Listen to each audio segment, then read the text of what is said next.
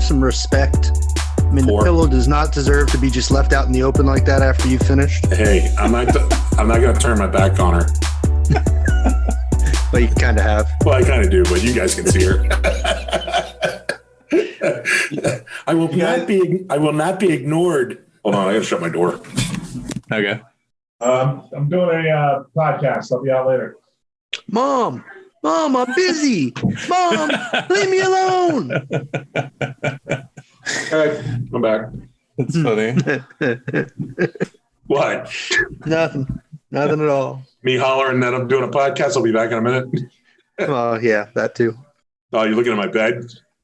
No, I was just assuming I didn't hear you say the word, but I was assuming, Mom, I'm busy. Leave me alone. Why do you always bother me when I'm talking to my friends? That's what it sounded like. That's how I heard it in my head. And make some meatloaf. That's right. Make me some meatloaf. All right. You guys want to start? Didn't we already start? Yeah, No, we didn't. Is that what it is?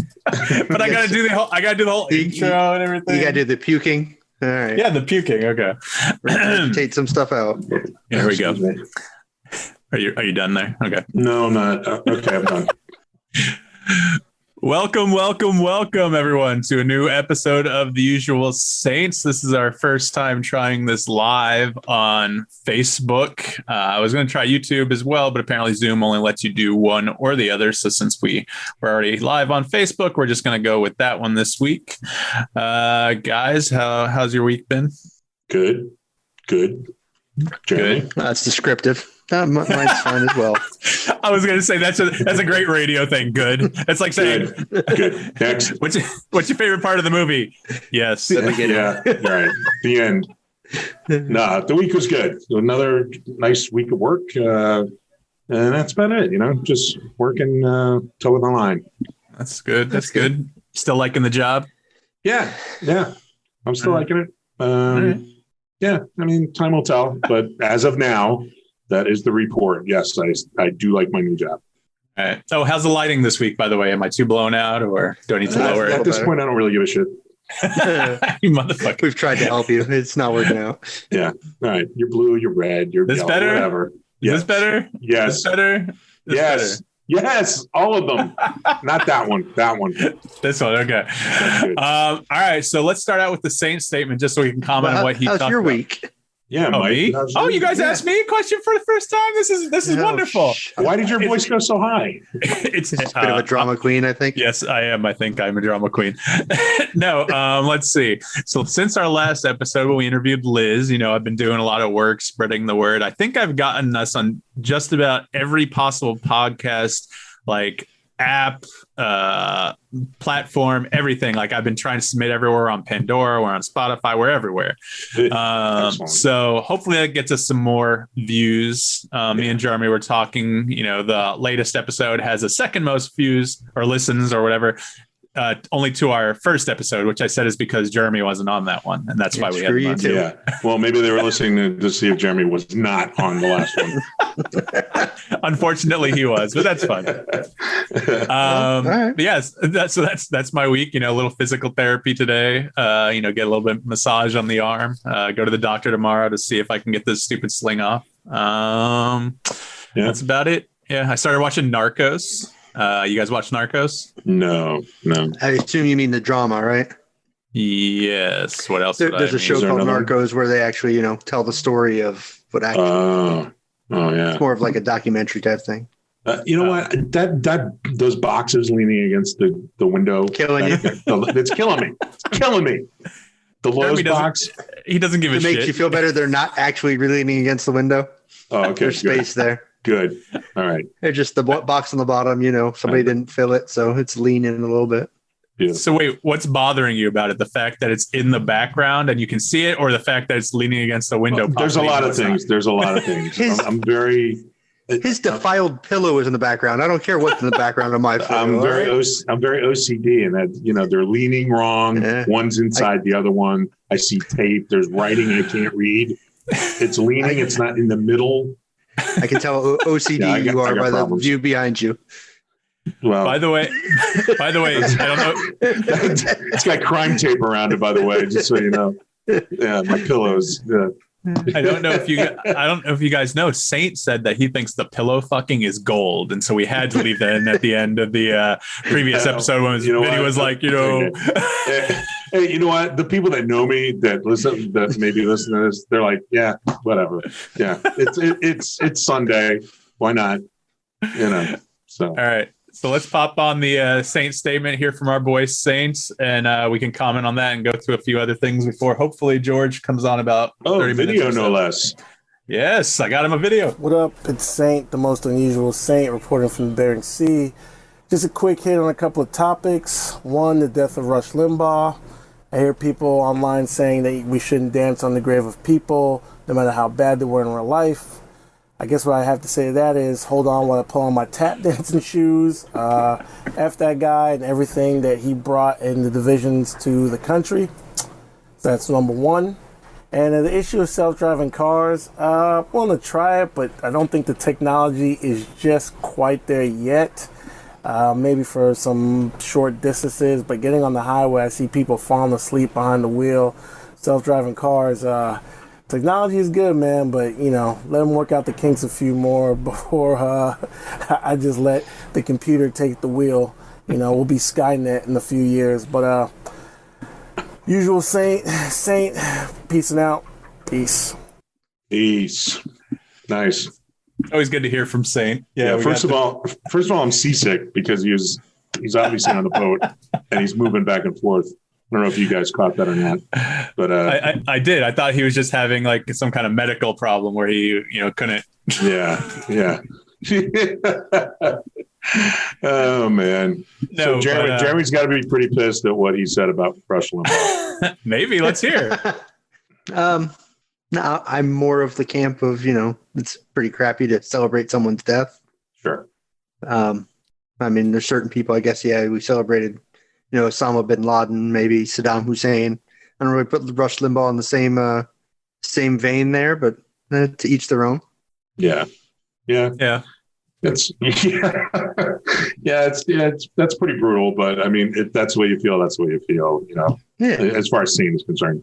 I don't believe in that either, jumping on a man's grave, but he's got a lot of fans too. So, especially people on like news and stuff doing it. He has a family. That's shitty. Well, yeah, that's a little classless. At least give it some time before you start bashing the dude again. You can still dislike a guy, just don't say anything. Yeah. Especially if you, like I said, if you think in any way his family has a chance of seeing what you're saying, that's true. To me. What he did on the radio or whatever, when he was on air or in the public eye, he was basically doing his job, so to speak. He's getting paid to do that crap. So, not to say that I agree with any of his views, but he was just a personality out there. People knew him for what he was, and who knows what he was like behind closed doors with his family and stuff. So yeah, I agree with don't say things that would make his family cringe, especially at this time. All right, Mike, go ahead and say things that'll make his family cringe. I get that, but at what point does he have to take responsibility and accountability for what he said in the past about, various when he's alive and you say it to his face, not to nobody now that he's dead, where his family will see it. He's dead. What are you gaining by bashing a dead man? I didn't do it, did I? I'm just saying y'all bashing Saint. No, you were gonna though. I could tell he was gonna. He was gonna. No, you cut him right off, Jeremy. You caught him. I don't know enough about Rush Limbaugh besides him being a general douchebag. So whatever. I'm not gonna say that I'm glad he's dead. If I wanted to be a really dark person, I'd be like, oh man, I wish he was still alive and suffering more. But that's a little dark. So there's the Mike I know and love. I'm saying if I wanted to be dark, I'm not saying I would. I'm just saying that's something someone else might say, but not me. Like I said, I don't know enough about the guy. I never really paid much attention to him. Obviously Neither did I really. He was successful in broadcasting. He was nationally syndicated for 33 years or something like that. So I mean, for the most part, for a long time, he was the only conservative broadcaster really out there. Yeah, other than maybe Pat Roberts and whatever that 700 Club people. 700 Club. Oh my God. They're way. I mean, Limbaugh is not too far off from them, but they're way out there. Yeah. I mean, before Fox News, there wasn't really a conservative voice at all, other than him. Yeah, I can see that, and so like that, that gives people something to listen to that they can agree with, and so cool, whatever, fine. I'm a big Stern fan, so that's my jive. He considers himself like a kind of libertarian. Jeremy, I know you like Stern. Vinnie, are you a Stern fan? I don't know. Yeah, love him. Yeah, okay. I love Howard. Sure. Yeah, so I mean, I listen every day. I don't listen live. I download the shows, but I mean, you still get people calling in Stern every day, and he takes the calls because it's funny to hear him, and plus he doesn't always know what they're going to say, but like, and this is totally off topic a little bit, but like about COVID and like how the people are forcing vaccinations on people just so we can get our freedoms back, and shit like that. So I like when Howard takes them down a peg and disagrees with them and disconnects from them, that kind of thing. Yeah. So that's my type of radio. Rush, I think I'm sure I caught him a little bit over the years, and Vinny, he broadcasted just south of where we went to broadcasting school. So he had that place on Palm Beach Island, and so he always had that gold microphone and all that shit. But whatever, exactly. I don't know enough about the guy besides from what I read in the press from what he said. I never really listened to him. I'm not into that form of radio anyway. I'm not political that much at all. So I can't sit there and listen to a political whoever it is and whatever they're talking about. I can't sit there and listen to them pontificate for 2 hours on the radio.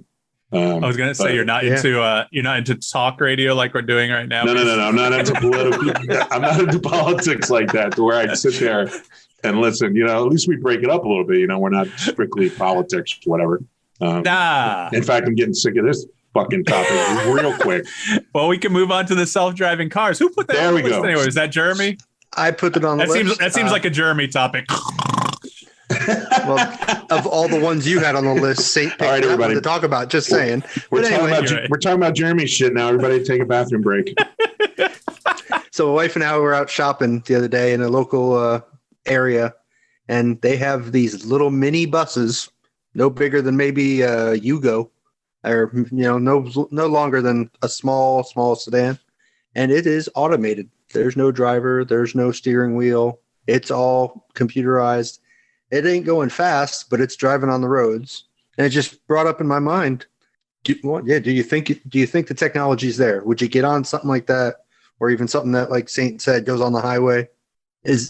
I don't know if I could, trust that thing. Just curious where you guys are. I would, if I could afford a Tesla, and I was really hoping to get one before I got my past, the 2 cars I had to get when we needed cars, but I didn't have enough money. I would, I mean, you read about an accident few and far between here and there, and it's usually some kind of human error, but I mean, technology is pretty good now. I mean, I drive my car and it's got the lane keep assist. And so it keeps me within the lane.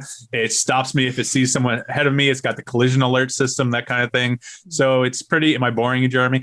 And so the car is basically nudging you to make the corrections, Yeah. It's not taking over the car and actually straightening it out. And it does. It does in a sense. But my Santa Fe makes me, like, it tells me, hey, you need to put your hands on the steering wheel, or basically the car is going to turn off. But the Tesla does that too. I think you have to put it on every so often just to say that you're there. You know what I mean? Not sleeping in the back or doing anything else. I just think there's too many shitty drivers now. Oh, totally. Where they got to tap somebody on the car has to tap somebody on the shoulder to get out of the way of a truck that's flying down the highway. I mean, they're gonna pay less attention to driving now than they did before, because my car will tell me, or I'll get an alert if there's somebody careening down the fucking highway, or somebody's driving a tank my way. They'll let me know that it's coming. But I don't know, man. I don't like being in a car where somebody else is driving either, let alone the car driving itself. So does that carry over to? I don't like flying. Part of the reason is I can't fly a plane. Well, I don't like flying. I'm not in control. Part of that is, I don't really like being a passenger in a car very often. I mean, if we go somewhere, I always volunteer to drive. Yeah, I'll drive, because, I'm just more comfortable at the wheel, so, but yeah, I'm like that way with flying too. I mean, I'm petrified of flying. So, I'll do it, but I'll have to be, 3 sheets to the wind to get on the plane.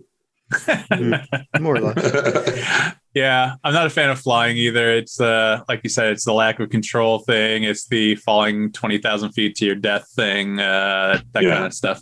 The whole Fight Club thing. I mean, if it just blew up in the air, okay, I'm good with that. But it's the falling time. You got all that time to think about. Oh shit, here it goes. We're gonna die.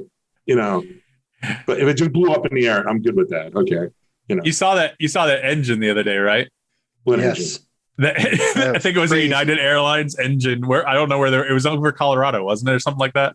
Yeah, that's where the pieces fell. Yeah. So I don't know where it was flying to, but they have video of this engine on fire, and with the pieces of the engine, except for the basic inside, like the fan turbine or whatever, spinning, but it's on fire.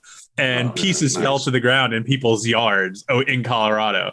And so I think Boeing recalled made them stop using, I think 100 of them. I forget what model plane it was, but It's just crazy video to see this. Like, imagine you're in a plane talking about, being in a plane. You look out your window, your fucking engine's on fire. No shit, right? Yeah, there's multiple people videoing it out the plane window. Yeah. There's multiple different angles. It's awesome. Like Mike said, you can see it's on fire. Yeah. Well, I guess we're going to plummet to your death. The first thing you should do is get it on film, right? Get it on your phone. So hopefully they go into the cloud, because we would have missed out on that. Exactly. Thank God for the cloud. They got Wi-Fi. You can hit send before you die. Sure. Sure. Wi-Fi on a plane is so expensive. I don't know if you know. No, not necessarily. It depends on what you fly. True. I was flying. Where was I flying? Was it JetBlue? I forget now. But now even JetBlue, like as good as I thought they were, and they still are, they're trying to compete with the smaller airlines, the more economical airlines that basically you don't carry anything on, and except for a backpack, and you can go fly. Like, they're cutting out their carry-on bag that they were giving you. So now all you can bring on is a backpack or a purse. It's something that can fit under the seat. Anything else they're going to charge you for. Wow. So that kind of sucks. Airlines are trying to nickel and dime you, and I get it's an expensive thing, especially with COVID and you're flying like 5 people on a 200-seat plane. But I hate they charge you for every fucking thing nowadays. Yeah, no, it's not a fan of. I know. Yeah, I'm not a big fan of that kind of stuff. Capitalism and all that kind of thing. I hate that capitalism shit. And let's move on to the pretty recent news about this Olympic coach guy. Jeremy put it on there. What'd you read, Jeremy?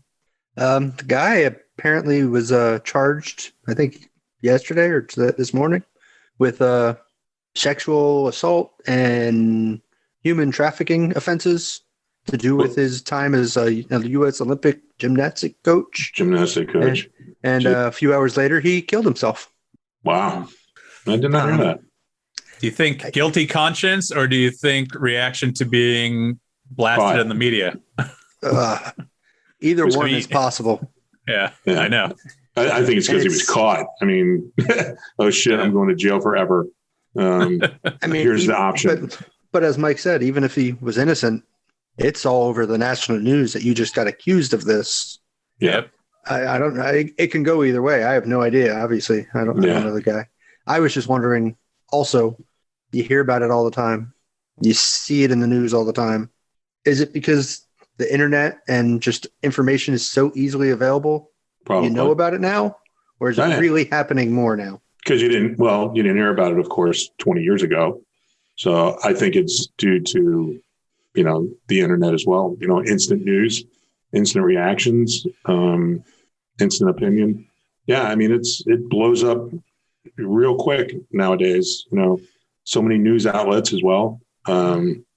And sometimes people just take stuff and run with it, whether that's true or not. So it gets out there, and it's out there, regardless of if, somebody, says, oops, I made a mistake. It was wrong, but it's been out there for a week or so now. So this guy's life is ruined. Of course, I don't know if he did it or not. So I guess we'll never know, really. I mean, it wasn't brought to trial. So being charged this morning and killing himself this afternoon or so. Yeah. Don't think he probably had a time to write a nice long letter explaining why. Yeah, true. Yeah. So, who knows? How are we going to know, Yeah. I don't think we ever will unless there's some kind of hard evidence, No, now it's, you take their word over his, and he's gotten a way of defending himself. So, there. Jeremy, what's the other thing you put on? Media bias. What are you bitching about there? Is that more Rush Limbaugh shit? What's going on? I don't know. I was just amazed today. I had 45 minutes or so of waiting for some test results today. So I'm sitting on my phone and reading some news channels or going through some news apps. And I was amazed at how different the lead story was on the 4 or 5 apps that I looked at. Fox News was Cuomo sexual harassment and the fact that the other networks weren't covering it. CNN made no mention of it on the first page of their app. I went down, halfway down the page and there was nothing. ABC and NBC had it, but it was, halfway down the page. And I think it was NBC or CNN, one or the other. Their top story was about Trump still. I think I looked at USA Today or some shit like that too. But it's just amazing how biased they can be about where a story lands, depending on their view. And it's not just the news channels. I mean, it's the whole Me Too movement. I mean, Al Franken got roasted when he was accused, but for some reason, those same people aren't saying a word about Cuomo. And I don't understand why the media or why the people that were so behind Me Too all of a sudden have gone silent on this. Be trying to pull out Cuomo and get him blasted for his shit. I'm not trying to pull it. I'm just, to me, hey, you got to at least give the person the benefit of the doubt or at least investigate before you just say, we don't believe her. But I mean, I don't get why she isn't believable, but a girl from 40 years ago about a Republican was, or the women that accused Joe Biden weren't believable, but the ones that accused Donald Trump were. I don't get it. There's a huge double standard there from the media, from other lawmakers, from just the general public, and I don't understand it at all. I don't know if it's because the media perpetuates the bias and that's what people are getting their information from. I don't know what causes it. It's a weird thing to see where you have he said, she said, and one side gets believed all the time and the other side doesn't.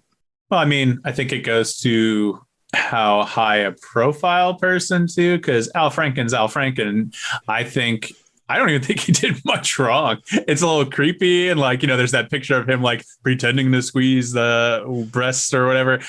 Yeah, it's not great. It's not a good look, but also there's different situational things. Cuomo, he's a higher profile dude. Not saying that he should get away with anything at all. If this actually happened, if there was sexual harassment, that's not a good thing at all. And that should definitely, but I think the nursing home scandal is a lot bigger than that, but I know that's a totally separate topic. CNN's not covering that either. Don't worry. I know.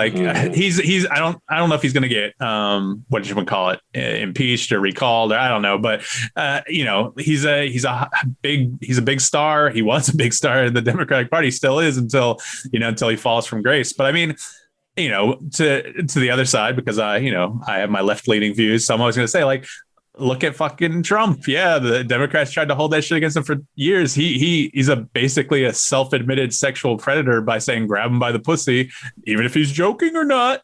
And he has many rape charges and everything against him. So he's still in office. He didn't resign. He didn't get removed. They tried, but they couldn't get him removed, but not for those things. But you have no problem with Bill Clinton, who has those same charges and allegations. I know. Listen, nowadays you have no problem. Even Joe Biden has those charges and allegations. Well, nobody has a problem with them, and I don't understand why. He had what and I'm not discounting the one woman that came forward, but I think there was something with her that kind of fell through, and that's why that kind of fell through the cracks. I don't know. And then you got him sniffing the hair in the pictures and the videos. That's always a little weird and creepy. I know. I know. That's Shit, creepy. That is creepy. I mean, what is it? It's Wyoming and Idaho. Is that if you ever look at the map? I think it's Wyoming. Whatever one's right there next to Idaho. It is Joe Biden sniffing someone's hair. If you see it, you will never unsee it. It's awesome. I guess I'll have to look at a map. Now I gotta look at a map. Now I gotta look at a fucking map. You'll see it, and you'll never be able to unsee it. It's awesome. Listen, I don't understand it. I don't get it. I'm not trying to fall on one side or the other. I just don't get where the bias and where the disbelief from one side and not from the other comes from. Oh, doesn't this happen all the time? I mean, it does, and I don't get it all the time. I mean, that's why you got so many. You got different news outlets now that people listen to. If you're conservative and you're on the right, you listen to Fox, and you're on the other side, news, you go to CNN or MSNBC. Yeah, and I'm good, but it's not news. The news is telling me, hey, this happened. Hey, a woman today accused of Governor Cuomo of sexual harassment. His office put out a denial.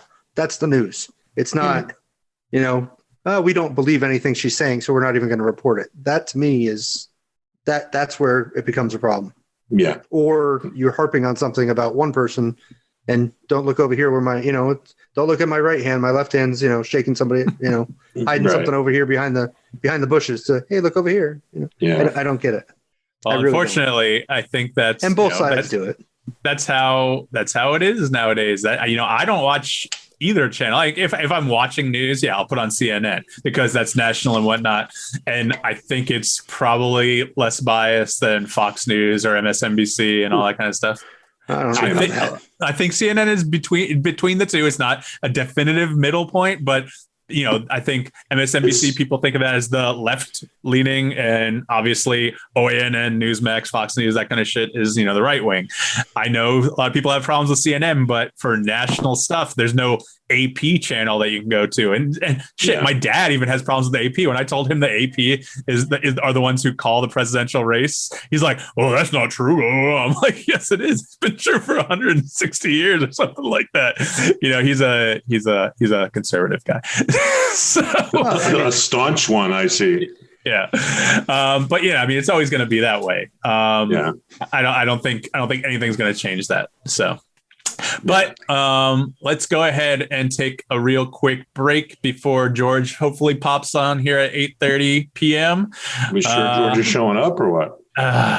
So I got a minute, I guess. He hasn't popped in.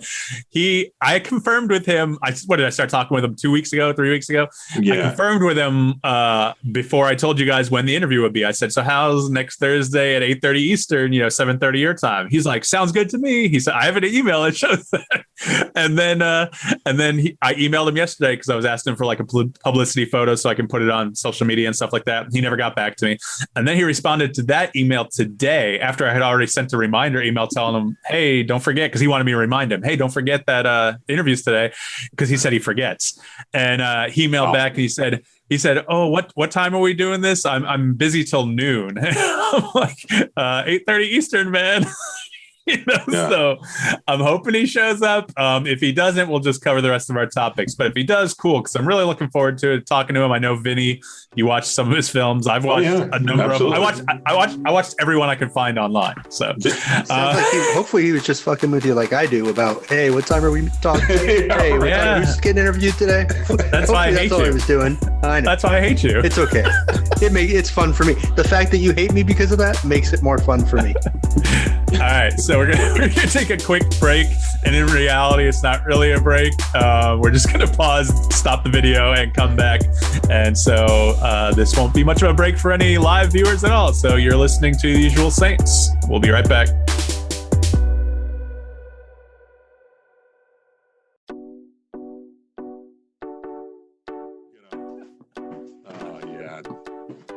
Love that guy. Is that satisfying to you? Awesome. Oh yeah. So in the my ass. Jeremy, holy shit. Awesome. Jeremy, you got no ass. It's like flat. I know. Oh, so is mine. I got no ass. I left in last week. I usually don't leave in like I know Jeremy loves the before talk. So after we came back from the Liz interview last week, this is all before talk. Let's come back. Hang on. Welcome back to the Usual Saints. I'm Mike D with Jeremy and Vinnie. We're waiting for Dr. George Hardy, star of such beloved classics as Troll 2 and other movies that are more recent that I've seen, such as Texas Cotton Cyst. Yeah. One other one. I watched one called Chosen, which he has a really small part in. He probably wasn't really needed, but hey, man, if he gives work, gets work. I started watching that Under Control. Oh yeah, I started watching that a little bit. Oh my god, dude! It's pretty bad, right? Oh, come on. It definitely rivals Troll 2. Definitely. I think it surpasses, like I told you. Yeah. So Jeremy, no, we were just talking. So yeah, you have a flat ass. But besides that, Thanks. Last week after the Liz interview, when we came back, we took that small break. We were talking about you said something like, hurry up, I'm hungry or something like, or, I want to eat, I want dinner. I'm like, bitch, I'm hungry too. And I left that in. I don't know if you guys listened to last week's episode. So underneath the music, you hear Jeremy whining about how hungry he is. And then I come back. My wife had been telling me for 10 minutes dinner was ready. Let's get this shit over with. You don't have fun doing this? I do. Sure, I was just hungry. One of Saint's friends wants to be on the podcast. I don't know the guy is, so I'm going to wait for Saint. I ate lunch at like 11 o'clock. I was hungry. It was 9. Wow. One of Saint's friends? What that he fishes with, or? No, I think it's some guy. It was some guy on his Instagram. Saint put up one of our new logos, and he's like, "Hey man, when am I going to get on the show? Hey man, if you're listening, cool. Won't mind having you sometime. Maybe pop on. Don't want to extend the Usual Saints to 30 people trying to talk at one time, but yeah, right. Yeah. That would be a bit much. Vinny and I are tired of hearing you. I mean, it's like at some point it usually just shuts off at a certain point. Thanks, Vinny. I love you too. I hear blah blah blah. Anyway, so maybe George Hardy will be this guy that we try to run down every week and can never get him. So we'll be doing this podcast for about 6 years, and then all of a sudden he'll pop up one night. Hey, am I late? Should I send him a quick email or something? I don't know. Send him some. Say, just curious if you're gonna show up. It sounds like a girlfriend. Wait, he's coming in. Oh shit! Here he comes. Awesome. We're gonna log in. Awesome. Oh. Hey, audio. George. Hey guys. How's it going, man? I'm good. I apologize. Can you see me? I don't even know. It's too dark. It's kind of dark. It's pretty dark. Okay, hold on. I'll get it. Oh, shit. That's fine. It's my dogs. Sorry. Excellent. No worries, man. I'm so. Yeah, how y'all doing? Good. How you doing? Hey. Did I miss a podcast not too long ago with y'all? I think I might messed up. Is this the first one or second one attempt? Oh no, this is the first one. I just tried connecting with you on Facebook Messenger just randomly, and you responded. I love that because I had just watched Troll 2 for the first time about a month ago, and I was like, I got to look this guy up. I got to see. There's something wrong with you. Hey, look, you are totally out. I've been telling him that for years. You are so out. You are so out of being cool. I mean, golly, you should have watched Troll 2 way long before now. Shit. I know I should have, but I didn't. But in the meantime, in the interim, I've caught up very much on your repertoire. I watched Best Worst Movie. I watched Under Control. I watched Texas Cotton. I watched Texas CYST. Cotton. Yeah. I watched Chosen. So you're cool now. Yeah. You're cool. You were totally uncool then. Until now, right? Well, everybody? What's everybody's names? Go ahead. I'm Mike D. I'm Vinnie. Hey, Mike. I'm Jeremy. Hey, Glenn. Nice to meet y'all. Nice to meet you. Nice to meet you. So this is my baby. Yeah. Okay. What's the dog's name? Yeah. Well, this is Frisbee here. Frisbee. Yeah. And then there's Mandy. Mandy. Yeah, they're little shits is what they are. Yeah, there's Mandy. Don't Mandy. All right.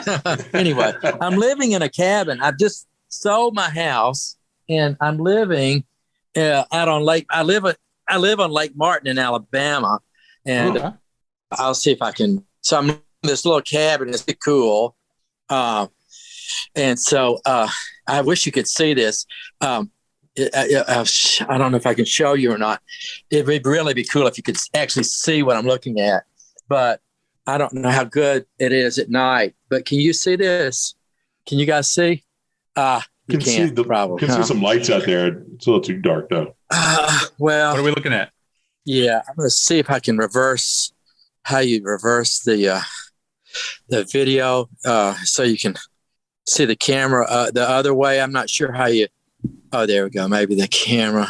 I apologize, you guys. We're doing a Zoom here. But, no worries, man. Yeah. Oh, well, I'm looking at the full moon over the lake. It's okay. No, we see the moon. We saw the moon. See the moon. Yeah, there you go. You can see the moon out there? Oh, yeah. Okay. Yeah. Yep. So that's Lake Martin out there. Okay. I don't know if you can see, but that's the full moon. And I'm living on Lake Martin. It's just an incredible view out there. Sweet. Anyway, I'm sorry. What's the weather like? Is it cool? Was it cool out? It's probably 60s right now. Yeah. Where are you guys? That's beautiful. Well, I'm in Georgia. I'm in Atlanta, Georgia. Okay. And the other two guys are in Florida. All right. Yeah, in warm weather then. That's good. Yeah. So anyway, shoot away. I'd love to talk to you guys, but all these crazy things I've been doing in my life, Well, I mean, there's so much to start out with. Vinnie and I know, have caught up on your films. I'm not sure if Jeremy's caught up that much yet. We all have day jobs. You do too, but we try to fit in as much as I could. Tell me. I want to start out with Troll 2. I mean, not too much, not forever on it, but how did you get that role? Like, I know I think you had done some like drama stuff, right? But like, that was your first film, correct? Now, which movie are you talking about? Troll 2? Yeah, Troll 2. Yeah. So what's true is if any of these questions are about Troll 2 or, my involvement with, if anybody wants to find out even more, they can watch Best Worst Movie, which is a documentary that we made about being in the film. But so it's 1989 or 88, and I was auditioning. I was listening to someone called me. That's right. There wasn't such thing as a podcast back then, but somebody called me out of the blue doing a radio program on Troll 2, and it was 17 years after Troll 2 had been made, and how did I get? How did I get to the audition for Troll 2 is the question, right? I apologize. No, is that no right? worries. Is that the just how you got, like, because like I said, that was your first. Were you doing TV or anything before that, or was that your first thing? No, not just a general dentist. And so, okay. I was teaching exercise classes in Salt Lake, and someone came up to me and said, hey, you ought to go up to Park City and audition for a movie that's up there. So I did with some friends, and I ended up getting the lead dad part in the film. I had no idea what I was doing, and I said, "Oh, why not?" So, sure. And then I ended up getting the part of this crazy film. Little did I know what I was getting into. But yeah, that's kind of what happened. I mean, I've seen Best Worst Movie. I mean, did you know what you were getting into at the time? Absolutely not. No. No, I didn't. Yeah. Yes. It was quite a surprise when I saw about day 3 or 4 green icing on corn on the cob at the dinner table. Yeah. Oh, that is classic. Yeah, absolutely. Yeah. I mean, what when you guys filmed in Salt Lake, what was it like working with Claudio? I mean, like I said, I watched Best Worst Movie, so I got a little bit of his personality. Yeah. I mean, what was that like? He's the director of the film, Jeremy. Okay. Well, we're talking 31 years ago. Claudio now speaks pretty good English, to be honest with you, but and Rosella understands it, but doesn't speak like Claudio. But what's true is Claudio didn't speak very much English at all back in the day. So, we were just trying our best to just do with it broken English. Even more than that, we just kind of decided, well, we just have to do what he says, but we through some translation, do this way. You want us to say that? Yeah. Do this way. Do this way.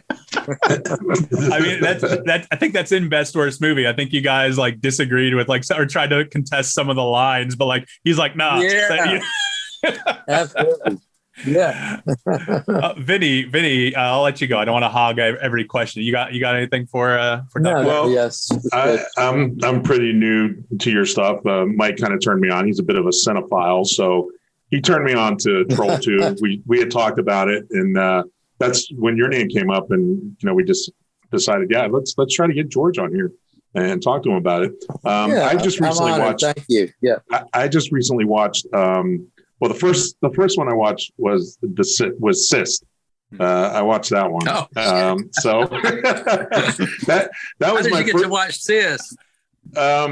Mike, where did you get that from? Yeah, I talked to. No, I didn't steal it. I'm in touch with Travis Ayers, the producer, and so he sent me he sent me a screener copy because I was like, hey man, I really want to see this because we're going to talk to George and I really want to get a little bit of background on what this exactly is. Right. So, God, So that's where I was introduced to your work on CYST. Yeah. Oh my God! Well, see, it's not out yet. That's why I asked. Yeah, right. It hasn't been. So released don't spoil it. Right. Yet. No, right. So that was before I even saw Troll 2. In fact, I saw was it Texas Cotton before I saw Troll 2. Yeah. Now that's the one I wanted to talk about was Texas Cotton. Thank you. Yeah. That's a good movie. I enjoyed it. And did you enjoy making the dramatic role? I did. Yeah. Yeah. I mean, that, to be the lead in that film there was a lot on my back, and I also helped produce it. And so there's just a lot of, responsibility to make it all work. And plus it's the first time I really worked with the great Gene Jones, which, he's a true thespian. And that was just, I'll never forget that dinner table scene that you see me in Texas Cotton. Right. But yeah, that was the first time the sit down. So I had filmed, when we opened up filming, I had 5 days of shooting by myself, just riding around in police cars and all that. For the listening audience, I play a sheriff and so in the movie. And it's a very moving part for me. It's kind of a serious role, but to work with such great actors was just amazing. And then to work with the great Lou Temple, I adore him as a friend now. He's just terrific. I learned so much from him. And also Judd Lorman on SEAL Team. Judd taught me so much. We did the short. I did that with Judd and Mark Broussard. If you'd not seen the short for the film, we did a short 2-day shoot on that. Right. That was just which led to the full film. But yeah, I learned an awful lot about, what happens in making film, much more than I did 34 years before. Or 31 years, Right. And then to take on the responsibility. So I'll have to tell you, it was the most difficult shoot for me I've ever been. And the other, CYST was tough, but Texas Cotton, I was in 56 scenes there. So yeah. You worked a lot on that one. That's for sure. Definitely. Kind of follow me around. Yeah, absolutely. It's like following Nicholson around in Chinatown kind of thing. Yeah. There you go. Right. Yeah.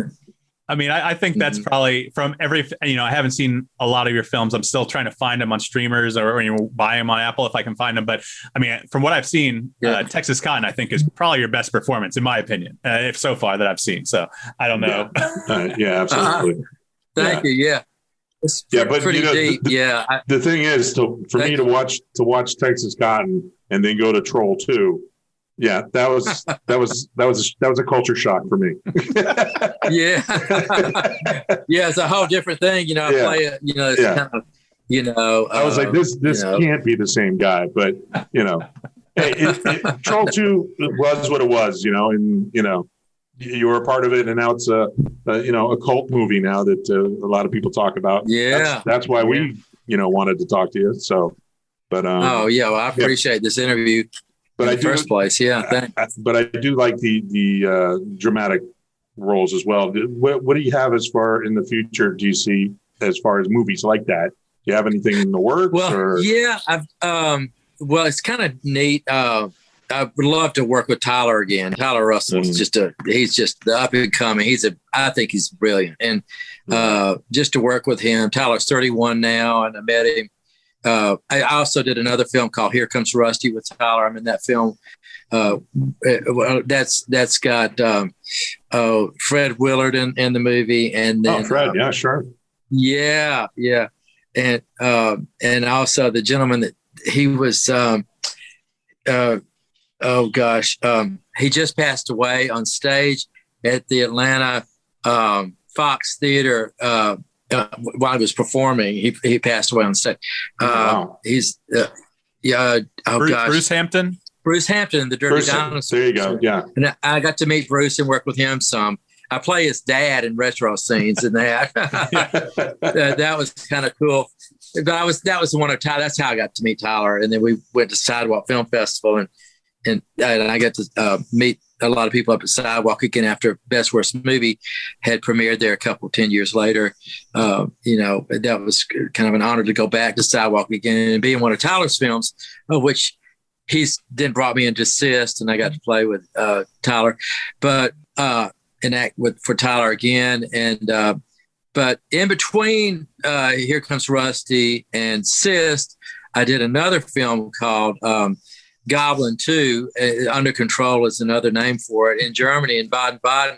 And that's where I met the great and beautiful Eva Haberman.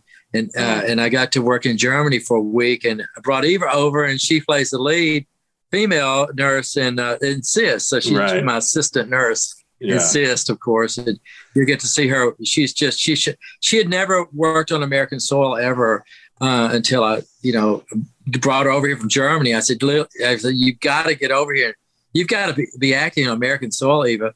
So sure enough, she came over and helped produce CYST. And so, I was honored to work with her, and I learned an awful lot about her. But through it all, Peter Kaplowski from TIFF, the Toronto International Film Festival. Peter is, and I met Peter when we were making Best Worst Movie, and we were in Toronto filming up there. And Peter's one of the selectors for the Toronto Film Festival, and he saw CYST and he went, "Oh man, oh God, I'm so bummed out." I go, "Why is this?" Because we've already made our selection for the Toronto Film Festival. And he goes, "Oh man, I'm going to get back behind this thing and promote it as much as I can." And he said, "I freaking love what you did in CYST." And I play a dermatologist to the listening audience. I play this crazy dermatologist. And anyway, so he introduced me to a guy named Mickey Reese, Reece, from Oklahoma City. And Mickey's probably I think he's a little bit older than Tyler, probably a little bit mid-30s. But he's been making films since 2006, a couple, independent films a year. And recently just got pretty good recognition for a new film called Climate of the Hunter. But he's invited me to come up to Nashville, and I was just about to go and play. It's a country music kind of film, and I was about to play Garth Brooks' dad in this film, not the real Garth Brooks, but Mickey plays Garth Brooks. But that's a new and upcoming thing that we're doing. And that sounds good. I'm excited about that. And I'll be filming that in Nashville. Kind of dodging COVID, that kind of thing. Absolutely. I look forward to seeing that. Yeah, a lot of fun to do. I mean, as I don't know if the audience knows this if you've not seen Best Worst Movie, but I'm actually a practicing dentist in Alabama. So, why not live it all out? And so any of these opportunities I get from invites because of Troll 2, really, of course, the magic of it, I get invited every so often to do a little cameo here and there. But it's led to more time on film now for me. Yeah, which is really fun. Yeah. Excellent. I've learned a lot. Do you ever get new patients come in who recognize you from the movies? Yeah, I do. It's just kind of funny. I have, are you from Atlanta? Are you the one from Atlanta? No, Vinnie's from Atlanta. Yeah. Okay, sorry. I've got a patient. You're right. Just came over from Atlanta and brought me this he's a patient, and brought me this big Lake Nilbog carved. I live on Lake Martin, but he changed it to Nilbog, like Nilbog. That's Nilbog, go backwards in the movie CYST. Troll 2, But and then I got a dentist buddy of mine. He's a huge Troll 2 fan, and he flies down and gets his teeth cleaned from Minneapolis in his private plane. And then I've got a pharmacist that drives in from Nashville. It's just unbelievable. Just there's, they're just, oh my God, I got to have, Farmer Waits, the character I played in Troll 2. I've got to have him clean my teeth. That's awesome. So it doesn't happen a lot, but every so often, And then the cameo thing's kind of fun. I'll do cameo. Oh yeah, that's right. Travis got me hooked up with it. Yeah. How many cameos would you say you knock out? Do you get any crazy requests or anything like that on Cameo? But a lot of people, it's like birthdays and weddings and events in their life, and especially some people have been so depressed from COVID. So I just do a little cameo to cheer them up or whatever, But absolutely, yeah, yeah. I've done quite a few cameos. It's been a lot of fun.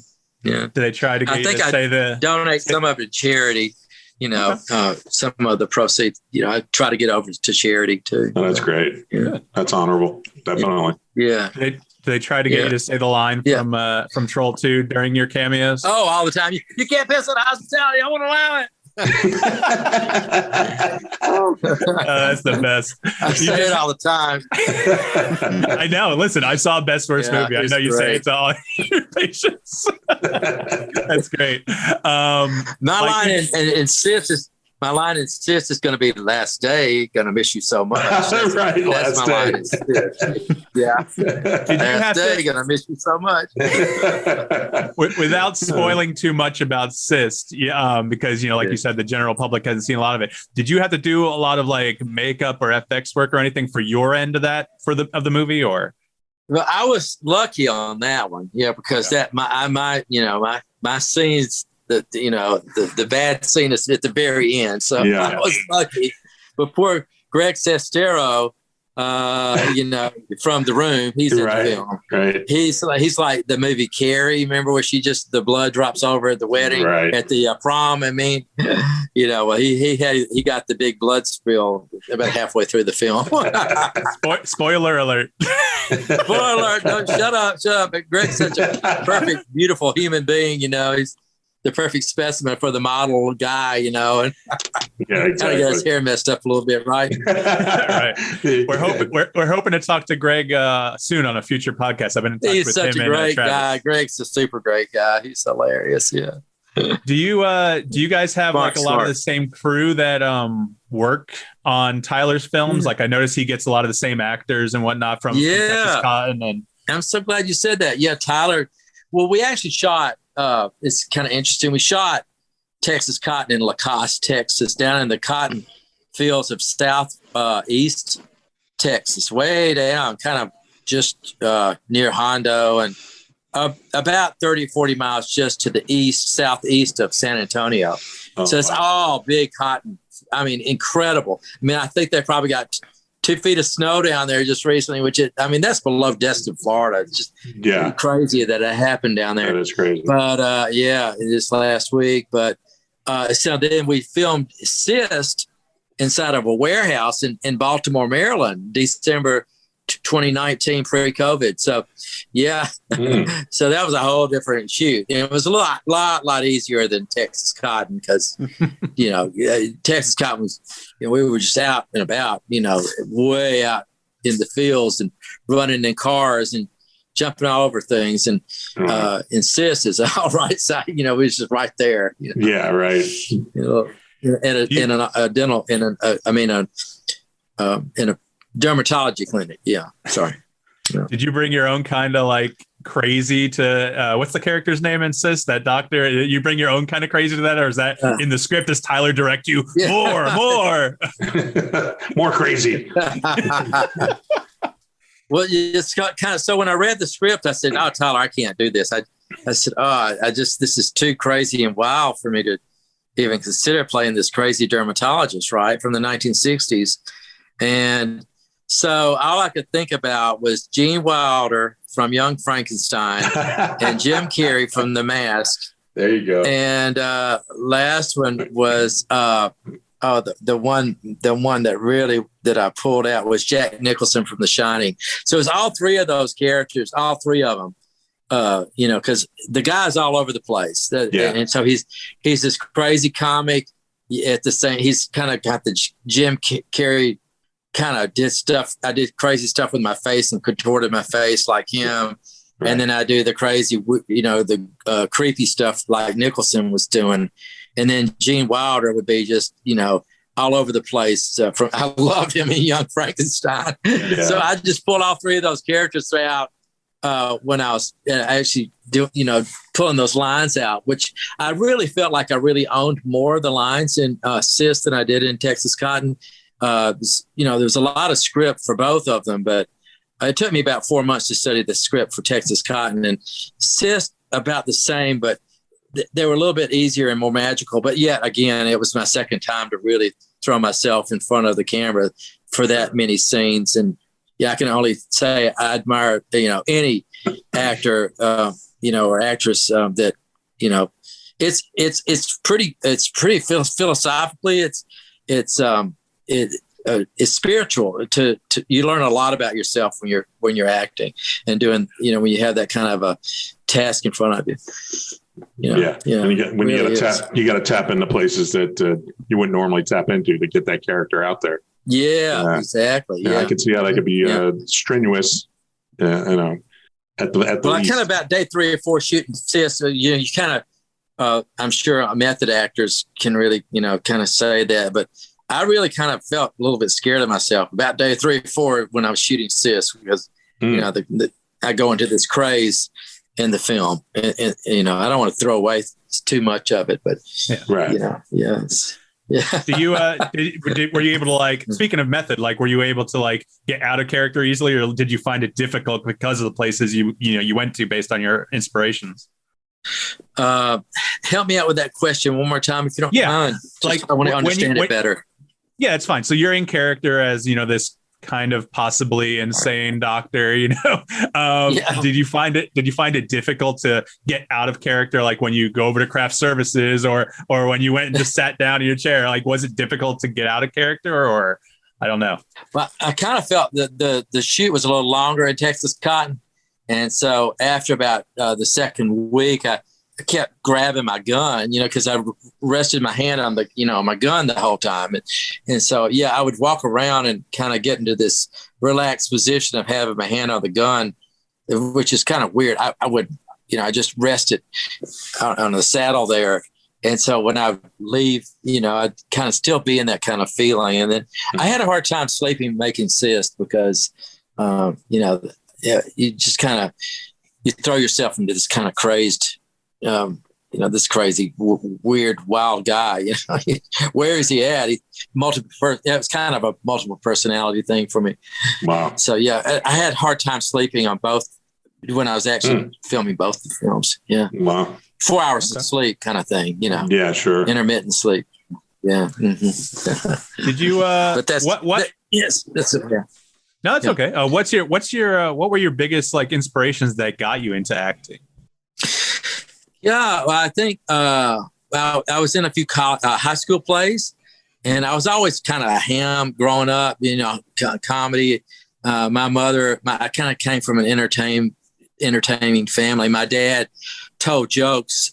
I mean, he was the best joke teller in the world. I can never remember any jokes, but Dad, he was the life of the party telling jokes. And Mother played the piano by ear. I mean, she could transpose right there on the piano, and she was just so talented. And I was around, in front of kids at my age in high school. Everybody come over after the football games, and you'd have 60 people at my house.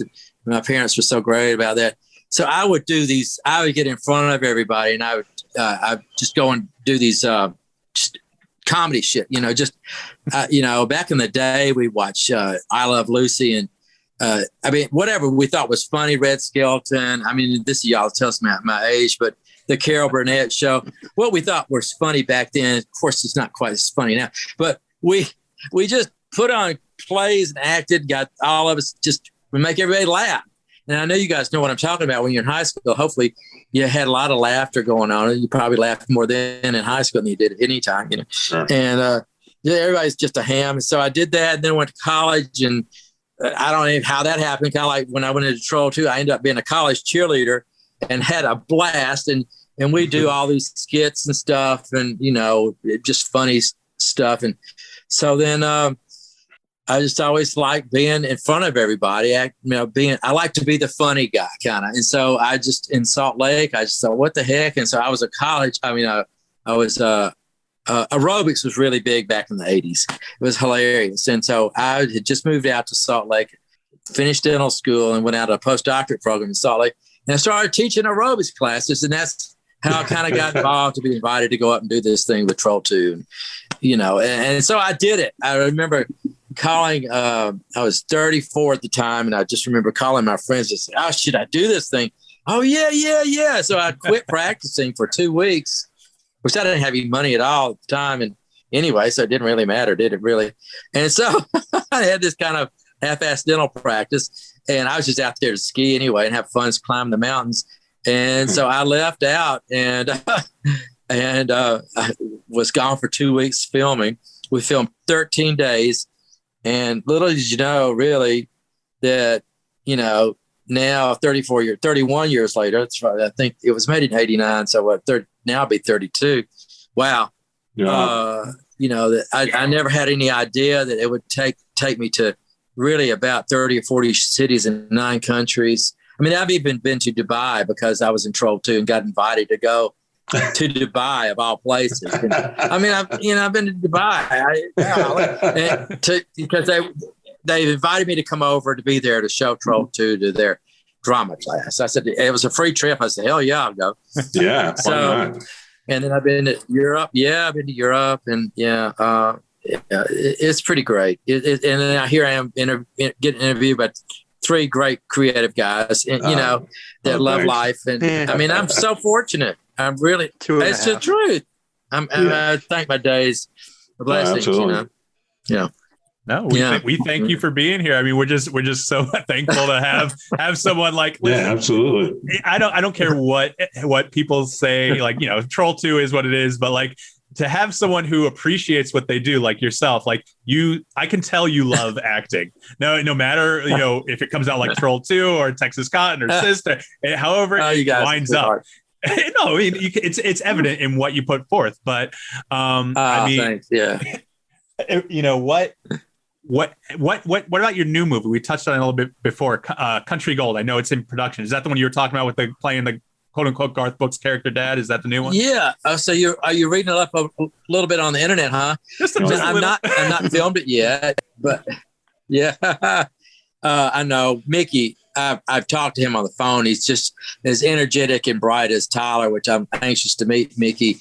We were going to film a couple weekends ago up in Nashville. It's just a one-day shoot with him, but just at least to get to meet him like I did with Tyler, which I met on a one-day shoot down in Mobile for Here Comes Rusty. But it's a way of meeting these creative, new directors and screenwriters and, cinematographers. I mean, and so, I don't really know yet, but I'm looking forward to meeting Mickey. It's just a little nothing at all. I play Garth's dad, I think, and I just tell him how sorry his dad.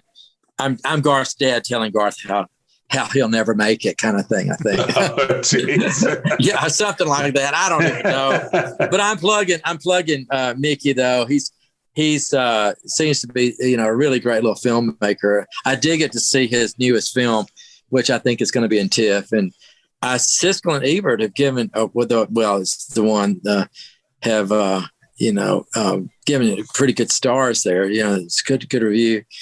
But is it Sis? Which one passed away, you guys? I'm sorry to ask, but I think Roger Ebert passed away, didn't he? Ebert, yeah. Well, both of them passed away, but Roger actually has his son. Actually, Siskel's passed too. So both of them. I think they're both gone. Gene Siskel had, I think, a brain aneurysm, and that's right. My friend Gray Drake is Rotten Tomatoes queen. I love Gray. I met her. Do y'all know who Gray is?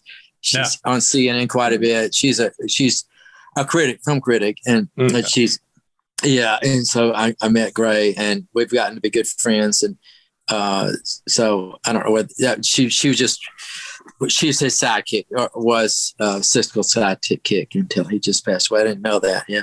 Right. Yeah. I know I'm jumping around a lot, but no, I don't mind. I love the questions. I'm just had a beer and I'm chilled back. And listen, man, you can drink during this podcast. That's okay with us. Yeah, exactly. Okay, sure. Why not? No, I'm all right. I'm good. I'm pretty good. What's your beer of choice?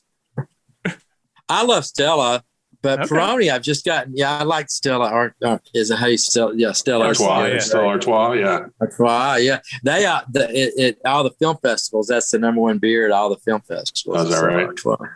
Okay. Well, I wanted to ask about Troll 2. Are you still in touch with anyone? Yeah. Obviously, during Best Worst Movie, what was that? 12 years ago at this point, you got in touch with a few more of them, but are you in touch with anyone from Troll 2 at this point? 30 years later, 30 years later? Sure. Well, yeah, good question. No, Darren Ewing, as you know, is, are you guys there? Can y'all still see me? Can't see. Yeah, there we go. Oh, there you go. They got you. I'm on low power mode. So, but I'm good. I think I've got 20%. I'm good. Yeah, Darren Ewing is in CYST with me. He plays my sidekick kind of, and becomes my patient, as you know. So I stay in touch with Darren, and Michael Stevenson just texted me the other day. Michael has a new documentary about killer bees. It's on Discovery Plus. It just came out, I think, the 22nd.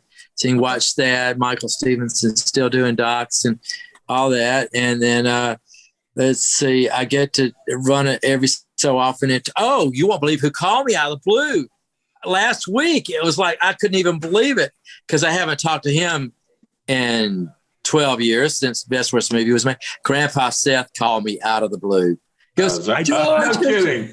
Did you know that I'm still alive? Grandpa Seth, 87 years old. Grandpa Seth. So yeah, wow. He is, because I was 34 and he was 56 when we made Troll 2. Wow. And so he called me, lives in Seattle.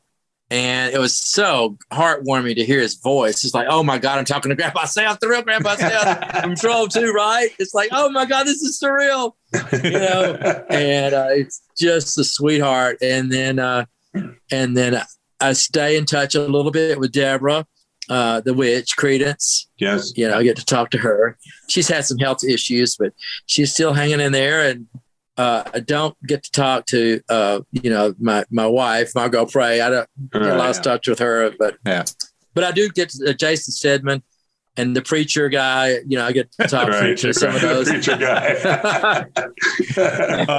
That dude is wild. Yeah, he was.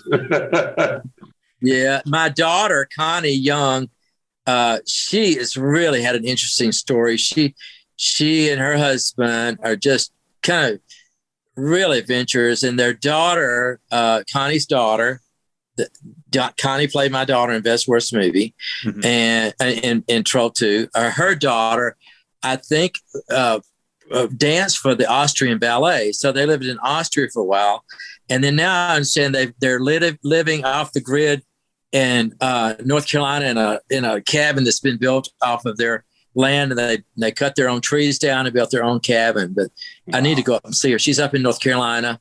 Wow, that's nice. That's cool.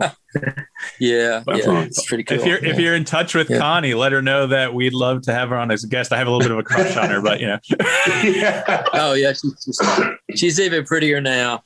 I would love to tell her that. I would. It'd be fun to get the whole crew together again. I was kind of social chairman. That would be awesome. When we made Best Worst Movie. But I've been in touch with Claudia Marcella. We've always had this dream of making Troll 2 Part 2, but because of the language barrier, it's been tough. We got close to getting funding for it at one time, but that's always been the challenge. And of course, now with COVID, who knows what's going to happen? That's true. That's true. Hopefully, I am double vaccinated, so I can come back. Oh, good. Well, awesome. That's worthy of congratulations. Yeah, I'm somewhat cautious. Yeah, but I still wear my double mask and shield at work, of course. But oh sure, gotta be careful. Listen, if you want to put a little Zoom reunion together for the whole Troll 2 people that you're still in touch with, feel free. We'll have them. We'll have a little Troll 2 show. That'd be awesome. Throw it to Travis. He'll make it happen. Travis, of course, produced and I met Travis through Tyler, who approached Tyler and myself to say, hey, can I come on your next film? And Travis Ayers from Pittsburgh came right on in. He's a huge Troll 2 fan. And it was pretty cool that Travis made it happen. And so he can make things buzz. We'll get him. We did actually, it's interesting. It was myself and Deborah Credence and Jason Stedman and Darren Ewing. And there was one more. We had 5 of us on a Zoom, which was really great. Okay. I'll tell you, that is probably the wildest scene in the movie. And that takes the cake, for Troll 2. And it's one of them. But I'm watching the movie with my 13-year-old daughter. And then that whole scene with Deborah going to the RV and the popcorn, and she's lifting up her garter belt. And I'm like, what the hell is going on? Yes. And the kid in the popcorn scene now, he's been in several Mormon films. Some of the actors were, not me, but pretty strong Mormons.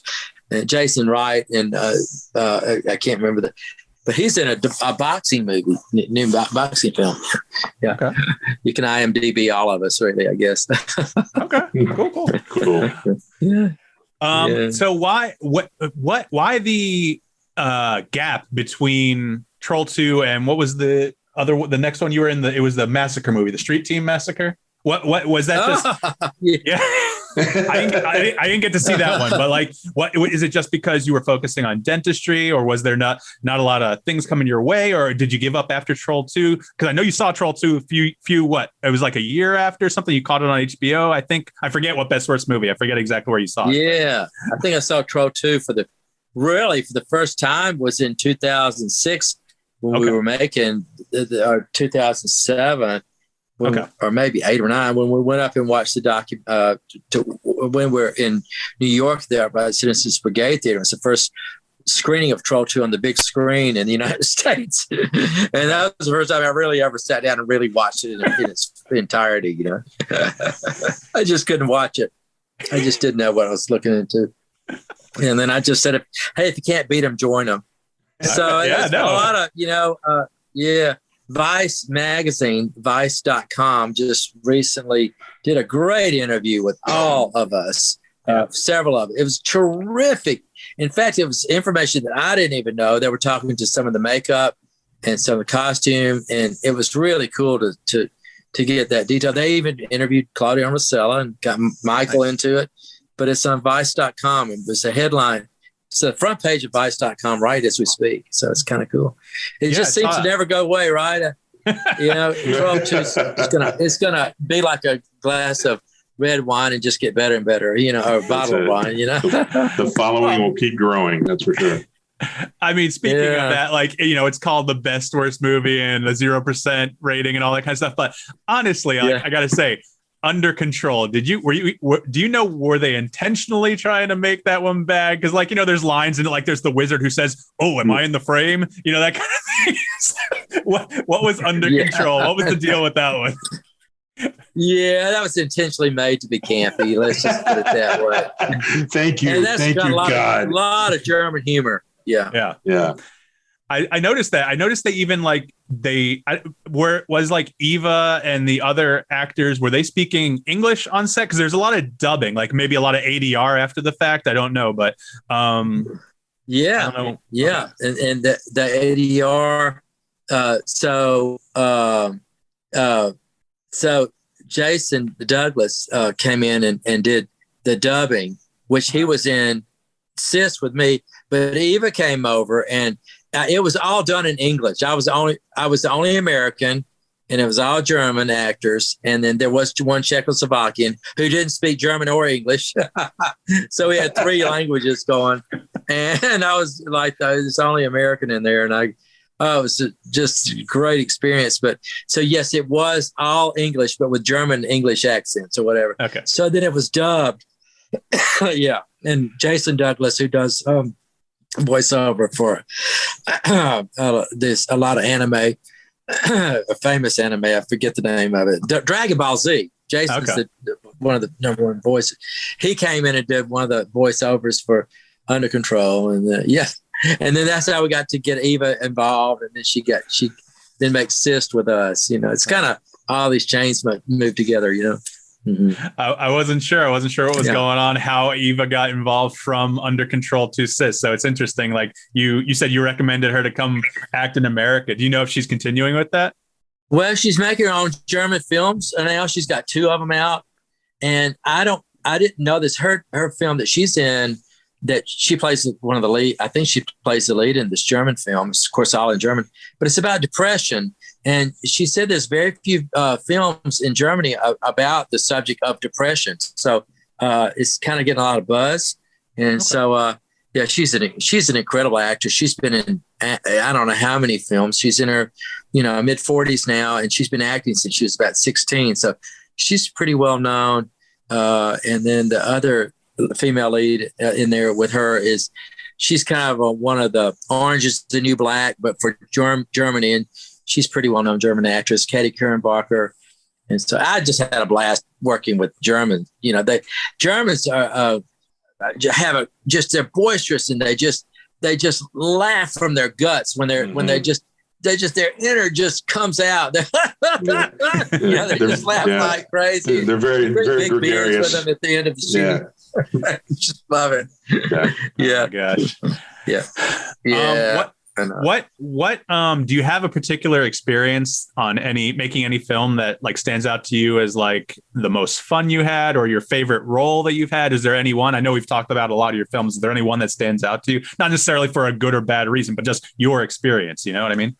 Yeah. Yes. That's really good questions. I have to say the most fun I ever had shooting was, again, it was a by myself shoot, but it wasn't by myself either. It's in Texas Cotton, and I'm in the house, and I go in and I meet the gentleman with the Parkinson's going on, and he's in the wheelchair and he's shaking, and I'm trying to speak Spanish to him, and all of a sudden the gunshots start coming through the window, and everything's, oh shit, we get down, shut up, tell everybody quiet, and then I sneak out of the house. And my most fun experience I've ever had shooting was, I've got my gun with me, right? And I'm jumping off the porch and I'm rolling in the grass, and then I lay my head up against the wall, and then these shots are coming back and hitting the tree behind me, the big willow tree. That's awesome. I just thought, my God, this is real movie making. That's action movie making right there. This is so fucking fun. And it's like, it was.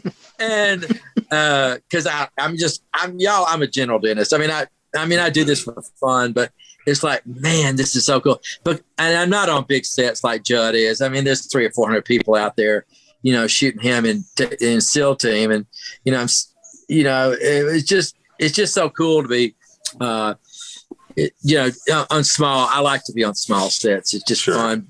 Everybody's got their whole heart into it. Yeah, it's really a lot of fun. Absolutely, but it'd be fun to do a big set. See what it's like to be on a big set. Yeah, that's for sure. Well, I noticed we checked out the how much it costs to make Troll 2. I think the budget was $60,000. No, I think it was 600. Was it 600? It's either 600. It's either 600 or 300. I know it wasn't 60. Okay, I don't think. I may be wrong, but it might have been printed wrong. It may have been printed wrong, but I was, not to be nosy or anything, but what kind of money did you make out of that? I mean, did people make it? You know what I mean? Yeah, you're welcome to ask. I don't care. I made $100 a day. It's a non-SAG film, and I played. I was in it 13 days out of the 21-day shoot. Okay. And so, isn't that crazy? So I got $1,300. Well, hey, there you go. I mean, for having a good time, right? Hey, that's like $3,500 now, probably 1989, right? Yeah, and that movie got you a free plane ride to Dubai. So, You're really right. I'm trying to think. Yeah. No, I see what Vinny's going off of. IMDb does say it's estimated 65,000, but who knows? That's, like I said, it's estimate. Who knows who put that there? It could have been. No, it probably was that. I don't know. No. Well, I've asked Claudio, because I wanted to know too. I said, Claudio, how much it cost to make it at a dinner table one night drinking beer, and I owe 600,000. It's probably 60, but it was 600. I don't know. I love Claudio. He would never lie. He's a great guy. He's great. Like when he's who is he arguing with at that scene in Best Worst Movie where he's at the screening of the film and he's basically yelling from the audience at that guy, one of the other actors. Oh my God. I don't know if Claudio was being like really pissed off or if he was just like he was defending his film, and I get that. Listen, I always wanted to be a film director, never have, like unfortunately, but like I can tell like for you. He's defending his work because he made it. He probably wanted to make a good movie, you know. So it just turned out to be the Best Worst Movie. Well, it's so interesting to talk to Greg. It's so interesting to talk to Greg Sestero, and what an honor it was to meet and work with him in CYST. And you know, I mean, gosh, the guy's brilliant. Obviously, he's an incredible writer. To write a top 10 bestseller in the New York, and you know, to become a movie, The Disaster Artist, of course, and just his experience about being in the room and finding out what it was for him to experience something similar to what I did, but in a different way. You know, and which one is really truly the holy grail? You know, of the room. You know, Troll 2, or, you know, there's arguments that, you know, Planet 9 from outer space. There's so many now. But, you know, what's true is, you know, here we all four are today just laughing about this. And, you know, I just look at the beauty and joy of so bad it's good movies. And really, you know, like Michael Stevenson said, hey, you know what? Troll 2 really isn't that bad a film. And when you really look at it, it's beautifully filmed, number one. We shot it on 64 millimeter. You know, you can only imagine you had to get those takes just right, but there'd be a cow having a baby in the pasture next door while we were, you know, going inside the Queen's church there, you know, and, you know, I don't know, but, you know, there's just, I think Troll 2 is a little miracle. It just happens. It delivers from scene to scene. And that's what is so intriguing about the film. The same thing about The Room. And so, you know, more power to it all. And absolutely. You know, it's incredible. Really. It's incredible. What is entertainment, you know, really? Yeah, exactly. Exactly. Well, it's giving you an experience you can talk about for the rest of your life and be proud of, because, you know, hey. Absolutely. Yeah. Not everybody. It's really fun for my kids. Absolutely. My daughters are 38 and 28 now. I've adopted a daughter that's 38. And Lindsay lives in San Diego, and Lily lives in Portland. And Lindsay's a mom, and then Lily has her own modeling agency. She's and also has her own photography studio. And they're just so, you know, blown away that guys like you guys want to interview me, you know, that I'm a cameo and this stuff. So it's just kind of fun. It's surreal. Awesome. You know, but it's a lot of fun. And maybe after COVID's over with, I count my blessings even more, like you guys are. You know, I don't take things for granted anymore, let me tell you. Sure. What I used to think was important is not that important now, you know? Yeah, right. You got that right. Absolutely. I couldn't agree with that more. Yeah.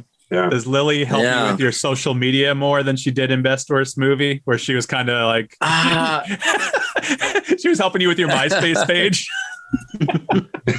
Way back in the day, that's on Best Worst Movie, the documentary. But she not really. And Travis has helped out a little bit with that. But I just don't do too much of the Instagram or the Facebook too much. Just every so often, you know. I just you know, something pops up. I don't know, you know. I gotta say, listen, I could do a lot more. No, you could, but like, you know, that's up to you. Obviously, you have a full-time, you know, dentistry practice. But I mean, imagine if you had Instagram and like just started interacting with people, your Instagram would blow up like crazy. I can tell you that. I know just from the screenings of Troll 2 and everyone that loves you. You know, it's just it's you'd have a huge social media presence. Absolutely. It's also, you know, it's hard to deal with. So. Yeah, I need to do it. I really need. I've just been lazy about it. But yeah.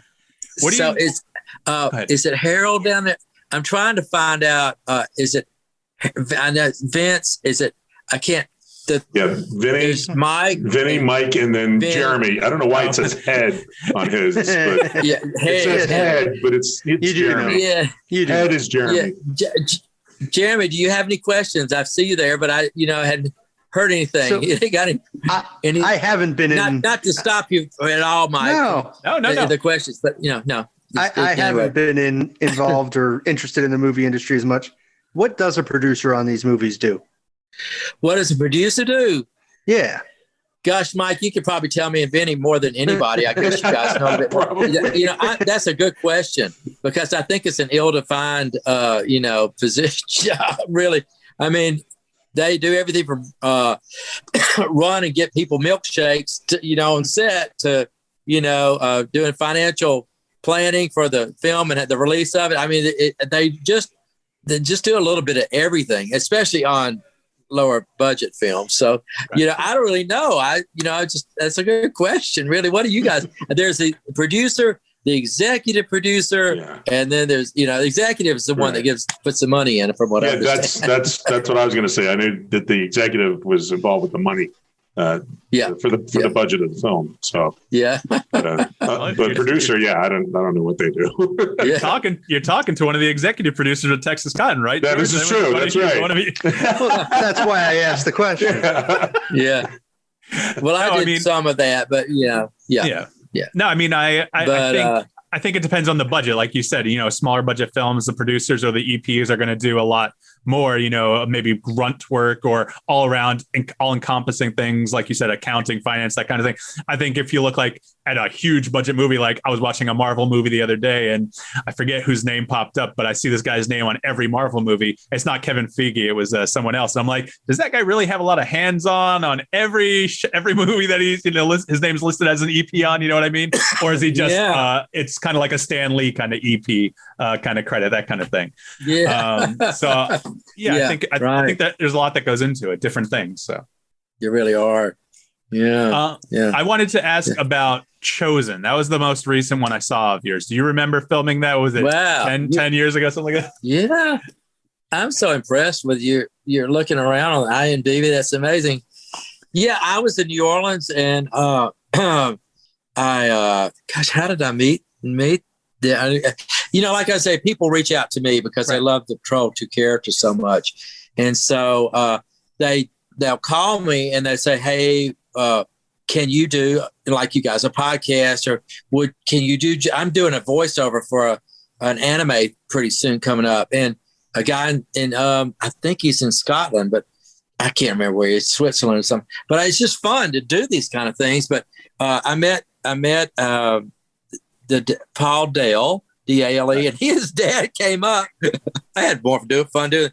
Came all the way out to my hometown, Alex City. I live in Alexander City, Alabama, lake here, Lake Martin.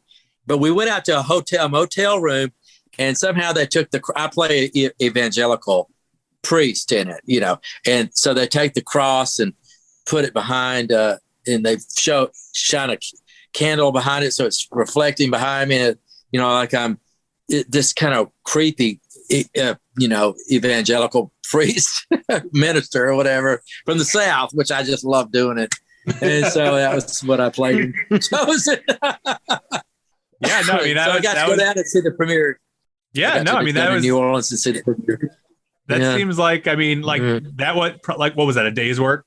2 days, maybe?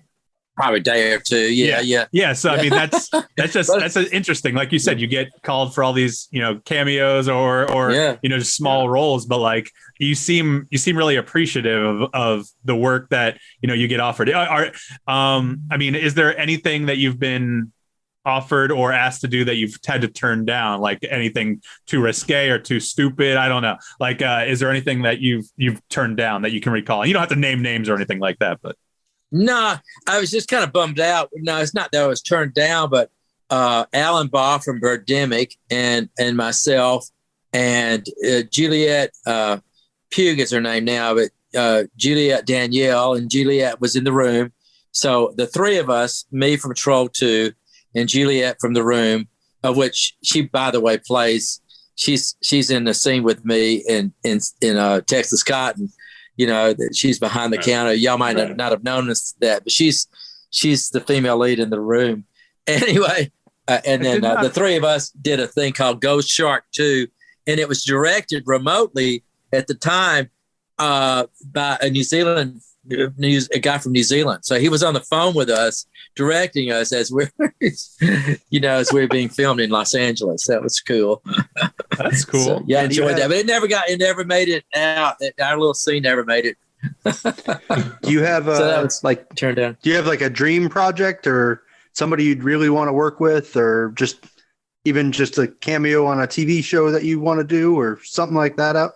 God, that's a great question. Yeah, I mean, I was just thinking it would be so cool to work with more experienced actors like my team of actors. You know, like I mentioned, Lou and Jason Douglas, Lou Temple, and now Judd Lorman. I mean, these are all great actors. Maybe they're not A-list actors, but to work with B-list actors that are as good or even probably even better than some of the A-list actors that you see. It's such a joy to work with. That's all they do. And so, I don't know. I just have a buddy of mine. His name is Sean Parsons, and I would love to do something with Sean. Sean is in the short, and if you guys have not seen it, it's called The Gunfighter. And it's a short, and it's one of the funny. I think it's the most watched short ever made. It's called The Gunfighter, and Sean plays the lead. Oh. I would highly recommend anybody to look that up. To see it. So anyway, look that up. As far as big name actor, wow, I can't even imagine what it'd be like to work with somebody that's does it all the time, but and is not bored with it. Right. Yeah, I think it'd be a heap of work. I bet Chris Hemsworth would be a lot lot of fun. They're just upbeat, sure, fun-loving kind of guy. Absolutely, he'd be fun to work out. Working with Thor, I'd love to work out with him too because I like to lift weights. So you could teach me how. There you go. Hey, I know you like to stay in shape with your protein shakes and all that stuff. I don't still do that. But, I'm 60. I can't believe I'm 66 now. It's like, oh my gosh, it's so crazy to, it's like, shit, 66. Yeah. You look good for 66. Hell, you look good for 56. Well, I don't know. Are you 56? Yeah, I'm 56. Yeah. It just creeps. Yeah, it creeps up on you pretty good. Oh, but, yeah. Let's, keep it going. Best I can. As best I can.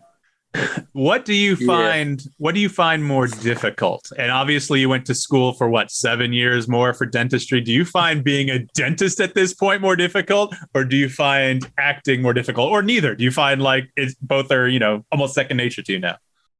Well, I'll be honest and tell you, acting is more difficult than dentistry because I was trained so well, and it's such a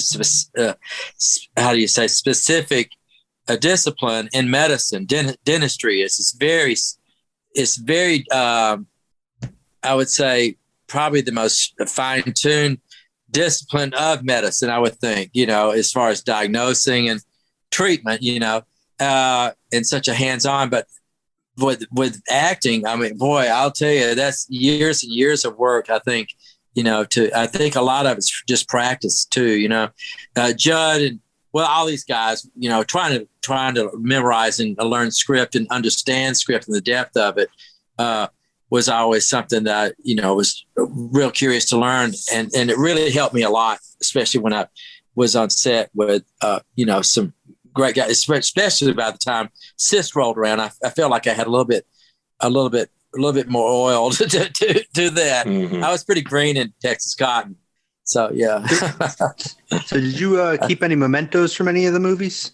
Yeah. Let me see. I think I've got one. If I can find it. Shit.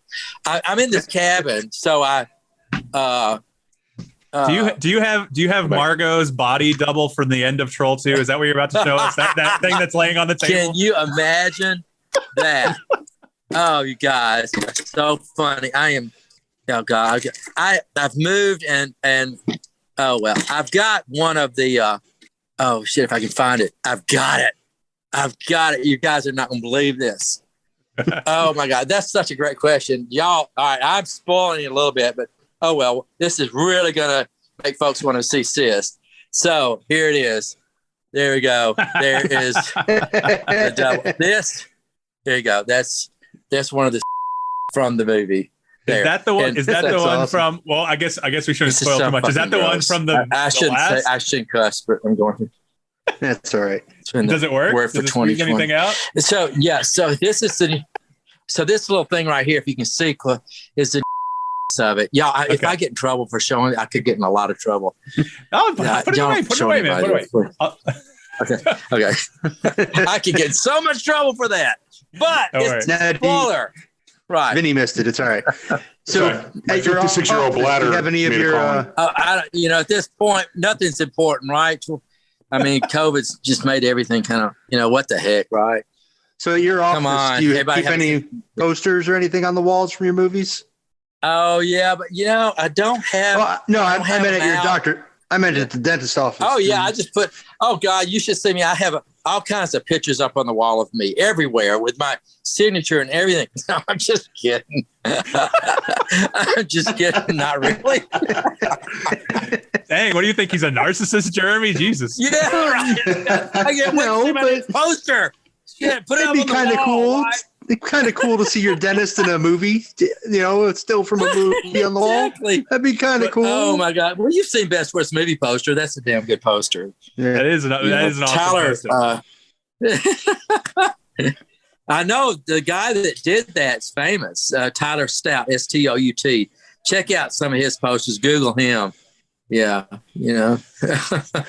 Jeremy needs to watch Best Worst Movie. He doesn't know, and I'm not bagging on George or anything, but they had filmed him in his dentist office. Great. He's like, hey, there's a screening of the movie tonight. Hey, I'm from Troll 2. Did you know that? It's great. Like, I love George. He seems like such a personable person. Like that's how you come across. He seems genuine, and you love to get out there what you do. You know what I mean? Yeah, why not? I don't know what I was doing when I made that stuff. It's like, oh my God, why not do? I was such a big cheerleader for it, Yeah. But anyway, it was fun. It was a lot of fun. You got to be a cheerleader for what the things you're proud of. And you saw how people reacted to Troll 2. And, I'm sure that sparks something in you like, hey, people love this. Let's spread the word, because they do, whether it's camp or whatnot, whether it's worst movie, whatever you want to call it. Oh God, the largest salsa manufacturers in the world, Mrs. Renfro's Salsa from Fort Worth, Texas. Her son, Doug Renfro, is a huge Troll 2 fan, and his kids are too. So he sends me salsa all the time. Thank you, Doug.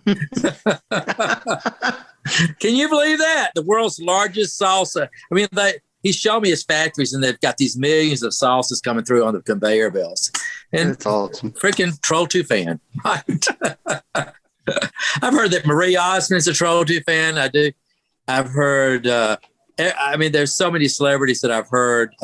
Quentin Tarantino is a big Troll 2 fan. Of course, Patton Oswalt is.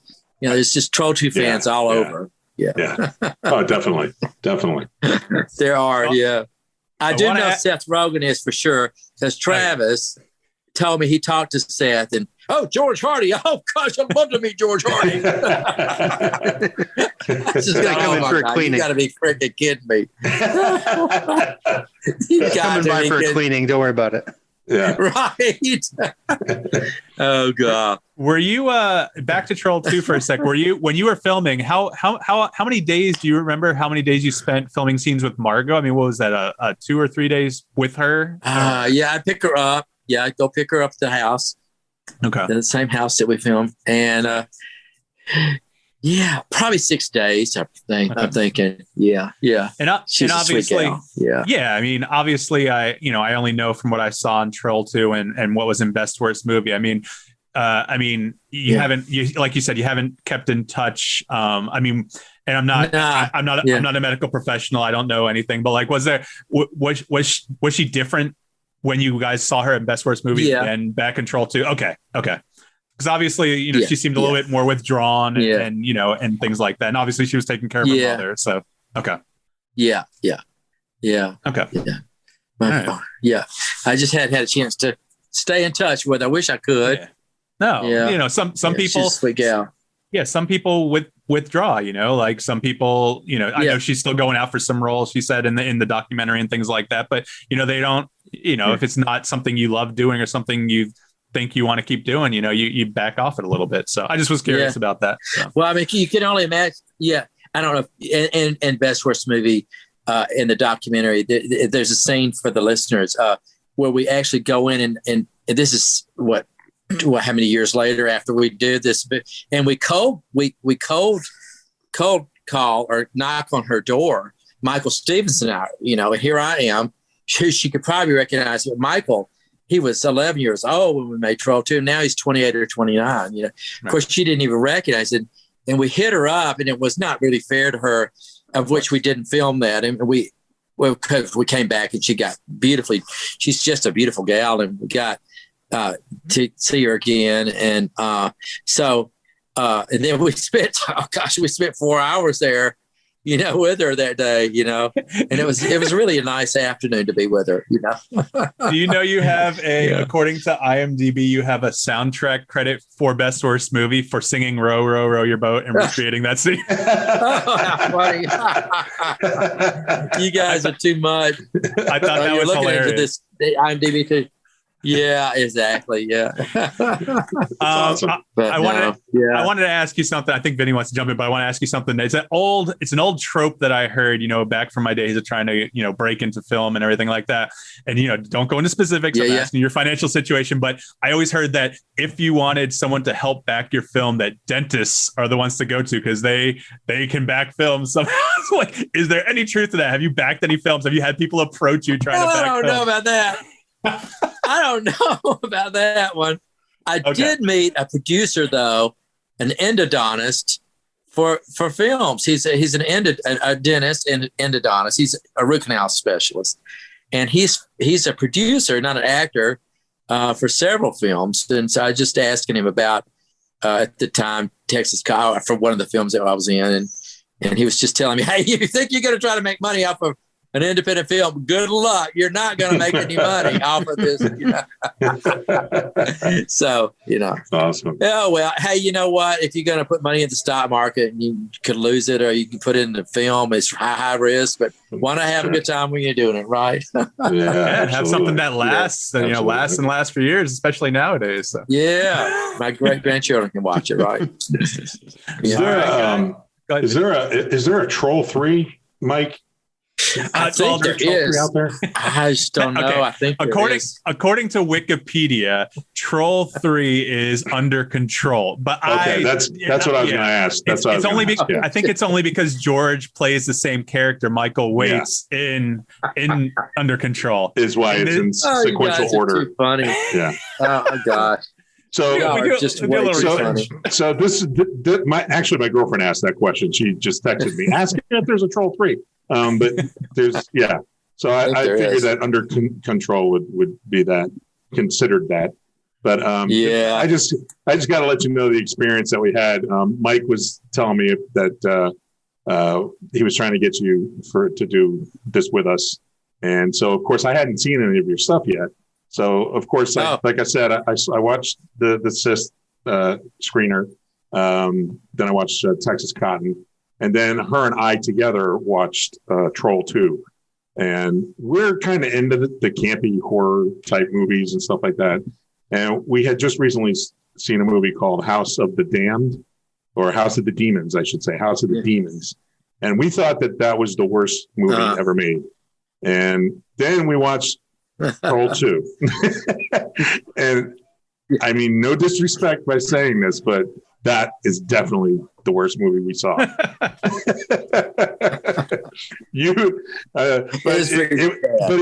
It's one of those things that was so bad that it was good.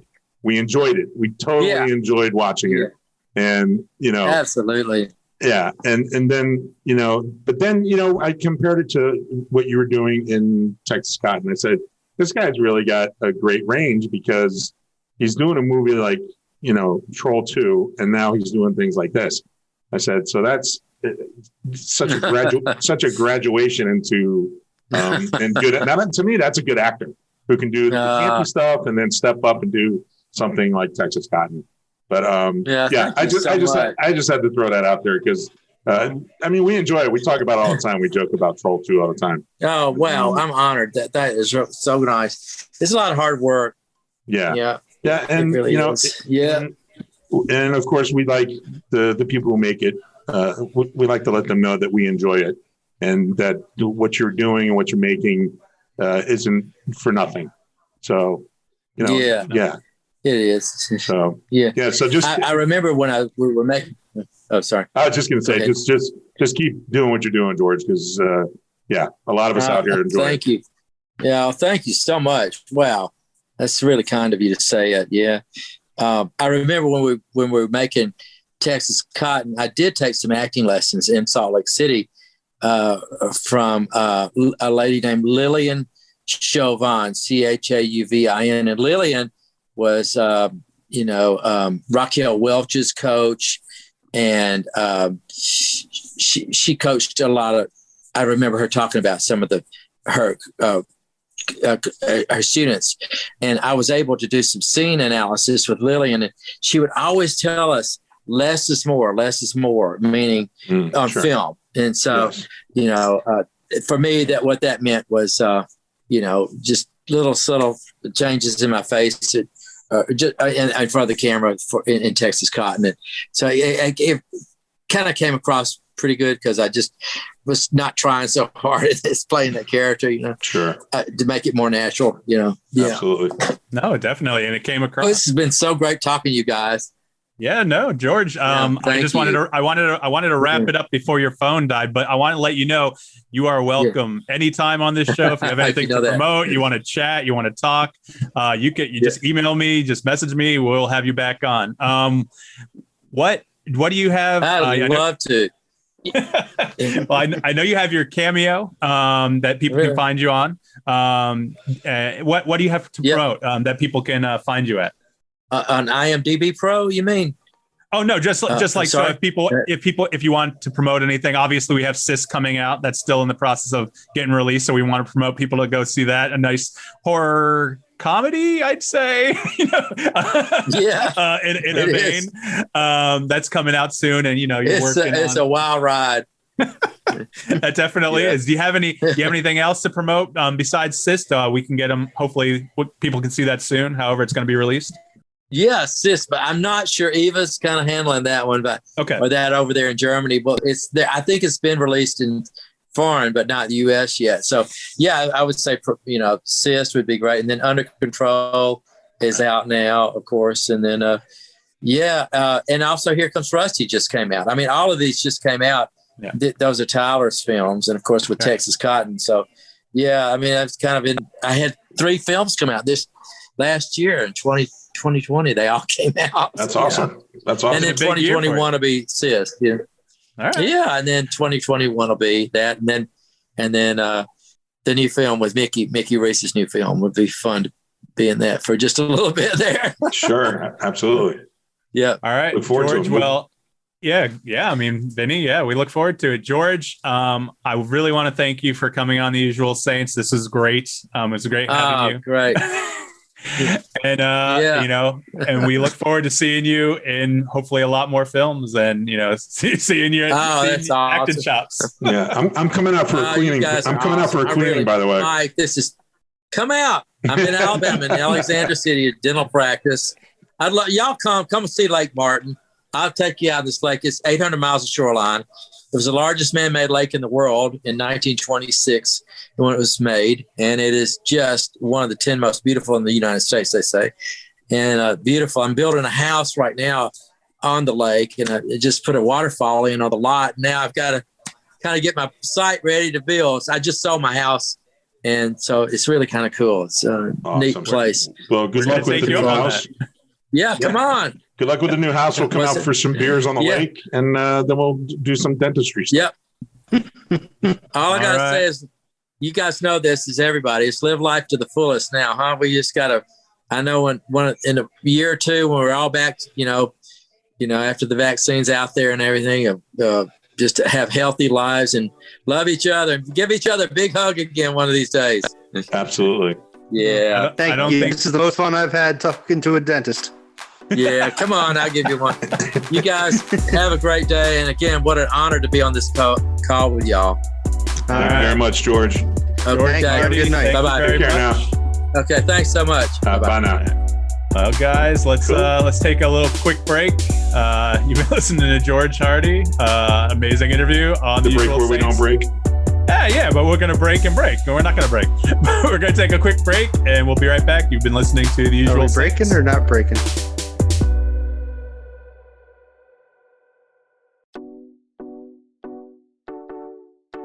Exactly. You're going to edit something in here. Hey, George is still here. George is back. Hey, yo. I'm trying. I'm sorry. I'm trying That's to okay. get out Oh, of you're here. fine. Do you want me to kick you, George? I don't even know how to get off this thing. I got you, buddy. I'll take care of you. Here you go. Okay. All right, Yeah. thanks, George. Thanks, y'all. Bye-bye. Bye. All right, there we go. Got him? Okay, cool. All right, That was cool. let me bring us back. Yeah, bring us back. All right, guys, we're back on The Usual Saints. I might leave that part in, just getting George off the definitely. call. I don't know. Definitely gotta leave that in there. That was great. Yeah, Vinnie, you missed it. I got it. What did he show? We can't. I don't think we can get into it because he said he doesn't know I if asked- he's taking it. Yeah, I asked if he had any props or mementos from the movie, and he What did he showed us show you? one. He What showed was us it? something from a movie that hasn't come out yet. Oh, okay.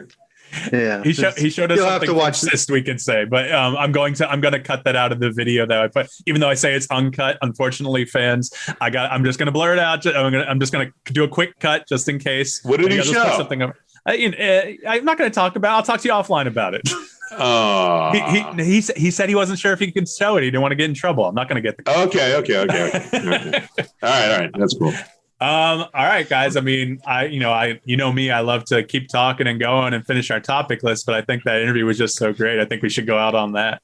I don't know. This whole Mike super secret topic has been on the damn list for about 6 weeks. Yeah, what the now. hell is that? Super secret topic. Do you really want to talk and just get Yes, over do with? it. Hurry up. Let's go. Hurry up. I was just wondering how you guys felt about fleshlights. Flashlights. You fucking dildo. No, it's not No, quite a that's- dildo. that's It's the the other opposite. I mean, someone out of the three of us may have had one at one point. I never had the. What, a flashlight? A fleshlight. Oh, a flashlight. You know what a fleshlight is? No, what's a flashlight? I've never heard that. Jeremy's blushing. But No, I've never we're heard done of with that. this I've never heard that. conversation. I've never heard that before. What is a Okay. flashlight? So yeah, we're it's not like talking about this. It's like a flashlight, okay? Okay, but instead of a flashlight at the end, it's got like this rubber vagina. oh my god, a flashlight. What the hell? So- Vinny's got 3 in different colors. Hey, you see what I got? Yeah, well, My pillows. All right, that's what have I you got. named the pillows yet? Do they have names? That's Like, none of your business. Do they get jealous of each other if you use one more than the other? Yeah, they're in rotation. Anyway, I was just wondering. For some reason, that popped into my head. It was probably I was watching something the other day, probably an ad popped up or something. I was like, "Oh, hey, that's A something to talk about." fleshlight. But That Jeremy is doesn't want to talk crazy, about it, so man. that's fine. That's absurd. A flashlight. Mike's a That's fan, the first time I've heard apparently. of that, man. You should Google it. I'm sure you'll find wait, something interesting. You explained it. I'm good. Wait, Vinny, are you telling me you don't want to watch the ads when you're looking at porn? Because apparently that's where Mike saw it. There are ads on porn. Apparently. Jesus. You're where are you watching it? Who? Vinny. What are you talking about? I watch it on my phone like everybody else. He's in the dark web where they don't show ads. Oh, so what? I have a less of a porn site than you. No, I was just curious. It popped up. It's nothing huge. I just knew that Jeremy would try to nix the topic if I talked to. I haven't revealed anything. That's your we super can talk. secret. Your super secret topic. You guys were all over it. I'm like, it's nothing really big. You don't have to worry about it. Well, it's been in there for like 6 weeks. We didn't know what the hell it was. We've been busy. We've been talking about other things. That's all. Just a humorous little thing. All That's right. all. So who's our next guest? Hilarious. Do we know? Do we have anybody? So I asked Travis, the guy we talked about, the producer of CYST, and Right. he wanted to do next Thursday with Greg Sestero, Really? Mark Both from of the them? room. Yeah, they want to do a twofer, and I told him, I said, well, I've never done a twofer before. I'm not opposed to it. It's just we usually do one-on-ones just so we can talk about whatever the hell we want to talk about with people, so we give them more time. But I have no problem with it. Well, you'd probably get some gems from them too, talking to each other. Oh yeah, totally. And so I'm just waiting to hear back. He said he was going to talk to Greg and see if that March 4th date worked for him. If it doesn't work for him, we have a few other guests lined up. I had Zeb Wells reach out to me today, one of the writers and producers on Robot Chicken. I'm a huge fan of Zeb's. There's a funny exchange actually in the email, which I want to save for when he comes on. And we'll see. Does that date work for both of you guys? What was it again? About? March 22nd. What day does that fall on? I think it's a Monday right? At like 7 p.m. Oh, if it's at night, that's fine. Jeremy, you're on vacation, right? Work the next day. Yeah, I go back to work the next day. So, if we can do that, if we can nail that down with him, this would be probably our highest profile guest, and he's a really funny guy. He'd be a really great guy to talk to. Right. Maybe Saints will be back by then. I doubt it, but hopefully. Yeah. He's never coming back. She's making too much money on that boat. But we have a whole bunch of cosplayers. We got some other people from various other things wanting to do the show, so we'll see. But I'll get someone lined up for next week, whether it's a short interview, long interview, whether it's someone that no one knows or someone everyone knows. So I have a question about Texas Cotton. Is it not a horror movie? No, it's not. Dude. No, it's not a horror movie. You tell me that about every movie, so I don't believe you when you say it anymore. Well, no, it's not a horror movie. Give it a shot, you pussy. Just give it a shot and watch it. And it actually only becomes ridiculous at the very end. Oh yeah. He did say that was released last year. No, wait, was it? I don't want to spoil it. That's all I'm saying. The end is pretty ridiculous. He mentioned the one actor's on SEAL Team every week. Yeah, I don't know. Guy. Who did he play? Let me look that up. You guys talk. Let me look that up. In Texas Cotton or on SEAL Team? I'm looking. On Texas or SEAL I'm looking. I'm looking. Yeah. You guys talk. Let's see. SEAL Team. He's like the. He played Prosecutor Cunningham. Let's see. Looking for a picture. Okay. Yeah, I know the guy. What did he play in Texas Cotton? He was So remember in the courtroom scene, the guy who's next to the mayor, the prosecutor. He's the prosecutor. That's all. Oh, okay. I recognize him now from some roles that he's been in, but he wasn't the mayor. But right. Yeah, he was in Jack Reacher, I think, and a couple other things. I never saw Jack Reacher. So, are we going to shy away from political guests now?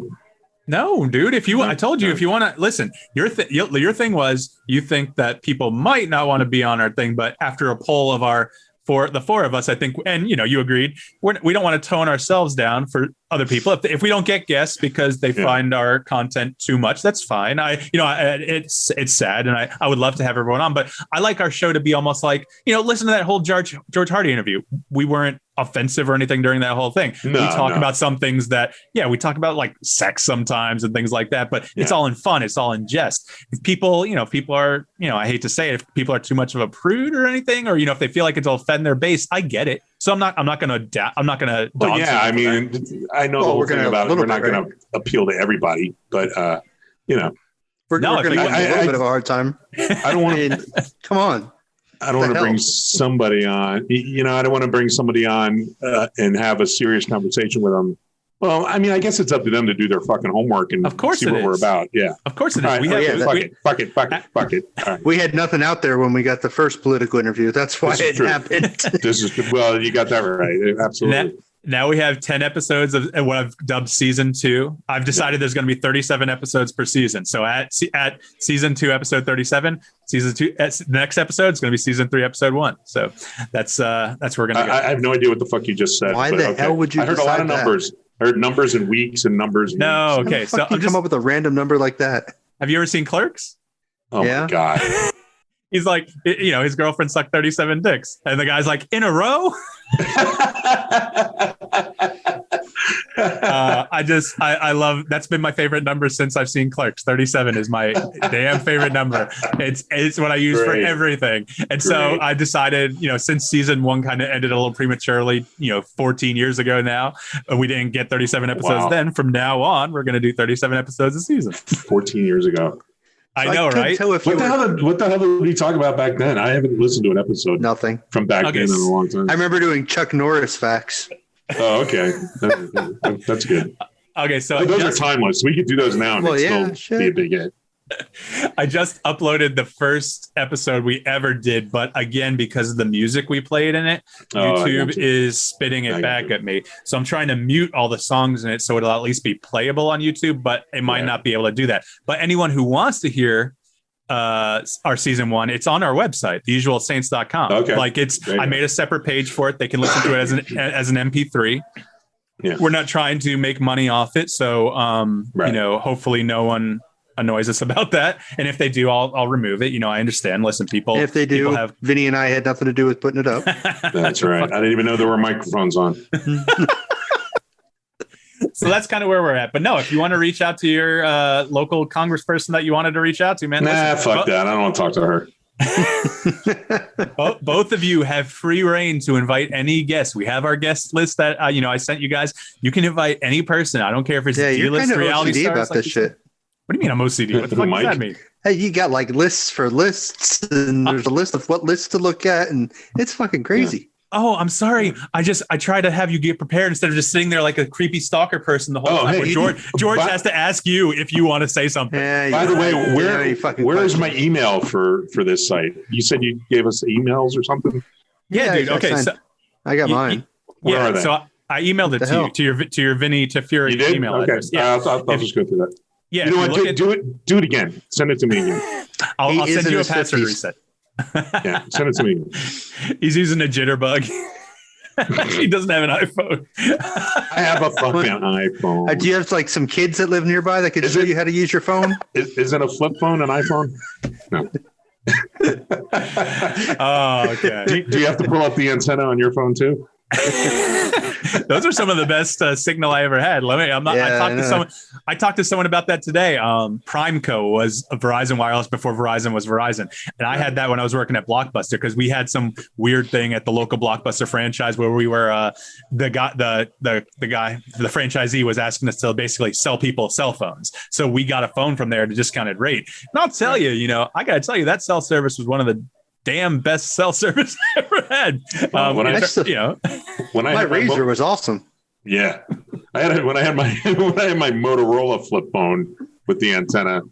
That was awesome. It was like a communicator from Star Trek. It was awesome. I know which one you're talking about. I forget what it's called. I think it was called Attack or something like that. I don't know. I don't remember. But I know what you're talking about. I know Motorola made it. That's it. That's cool. All right, guys. Anything else to wrap up for the week? Are we good? So when are we doing this again? Are we doing a Sunday or what? No, not Sunday. Jeremy's working. Sunday. He said he can do next Thursday busy this week. Thursday's not going to work for me either. What the fuck? I got to fucking work. Who are you, Cher? Bro, you told me Thursday. I told the people we could get an interview on Thursday. When's the next show going to be? You guys can. I just won't be there. When are you going to be able to film the next show? Hey, Mike, you might want to consider. I worked 6 nights in a row. Sorry. You might want to consider getting rid of Jeremy. You might want to consider doing it on that night that he's not there. Talking about you can't do Friday, Saturday, Sunday next week either. No. You can do any day starting tomorrow. We've watched you for the whole week. Wow. I go into work Wednesday night and I get off the following Tuesday morning. Wow. So you're available Tuesday next week? Like in 3 days? Yes, that is my only night off. Yes. Okay, well, we'll see if we can get something planned for that night. We need to have a show every week. We don't necessarily need a guest for Tuesday. Just get together and shoot the shit. And well, you got these other guys scheduled for Thursday. I would do the interview if you can. I don't have them scheduled. That he was going to ask Greg. He was going to ask Greg if they could do it that night. I want to ask for you need to get with me, and this is boring stuff for the fans. Hopefully, not too boring, but because we're still recording. Let me know about your days off, because if we can get a few interviews done on a few days, like we talked about with the evergreen content, we can go ahead and get that done, and we can interview a bunch of these people all at one time and just release it one a week at a time. You know what I mean? You people in these terms, evergreen content. What the fuck? Evergreen. You sound pretentious as hell when you say shit like that. You know that, right? You record an interview, and then I understand what it is now. I asked Saint, and he told me. But I'm just saying, it's just you sound pretentious. I don't know how else to put it. Listen, you're saying just now he sounds pretentious? Do I need to explain what pretentious means? Do you know? We record the interviews. Do we need to define it? Shh. We record the interviews that week, and then the week we're going to release something. We record a little bit of an intro, just like we do every other time. Mike, and that way it's more topical. Mike, Yeah, we fucking get it, man. You actually went shh for him to be quiet. I did. That's gold. That is fucking gold. All right, we'll talk more. You guys need to just respond to my messages. But so when are we doing this interview with George? In there. Jeremy, you're a fucktard.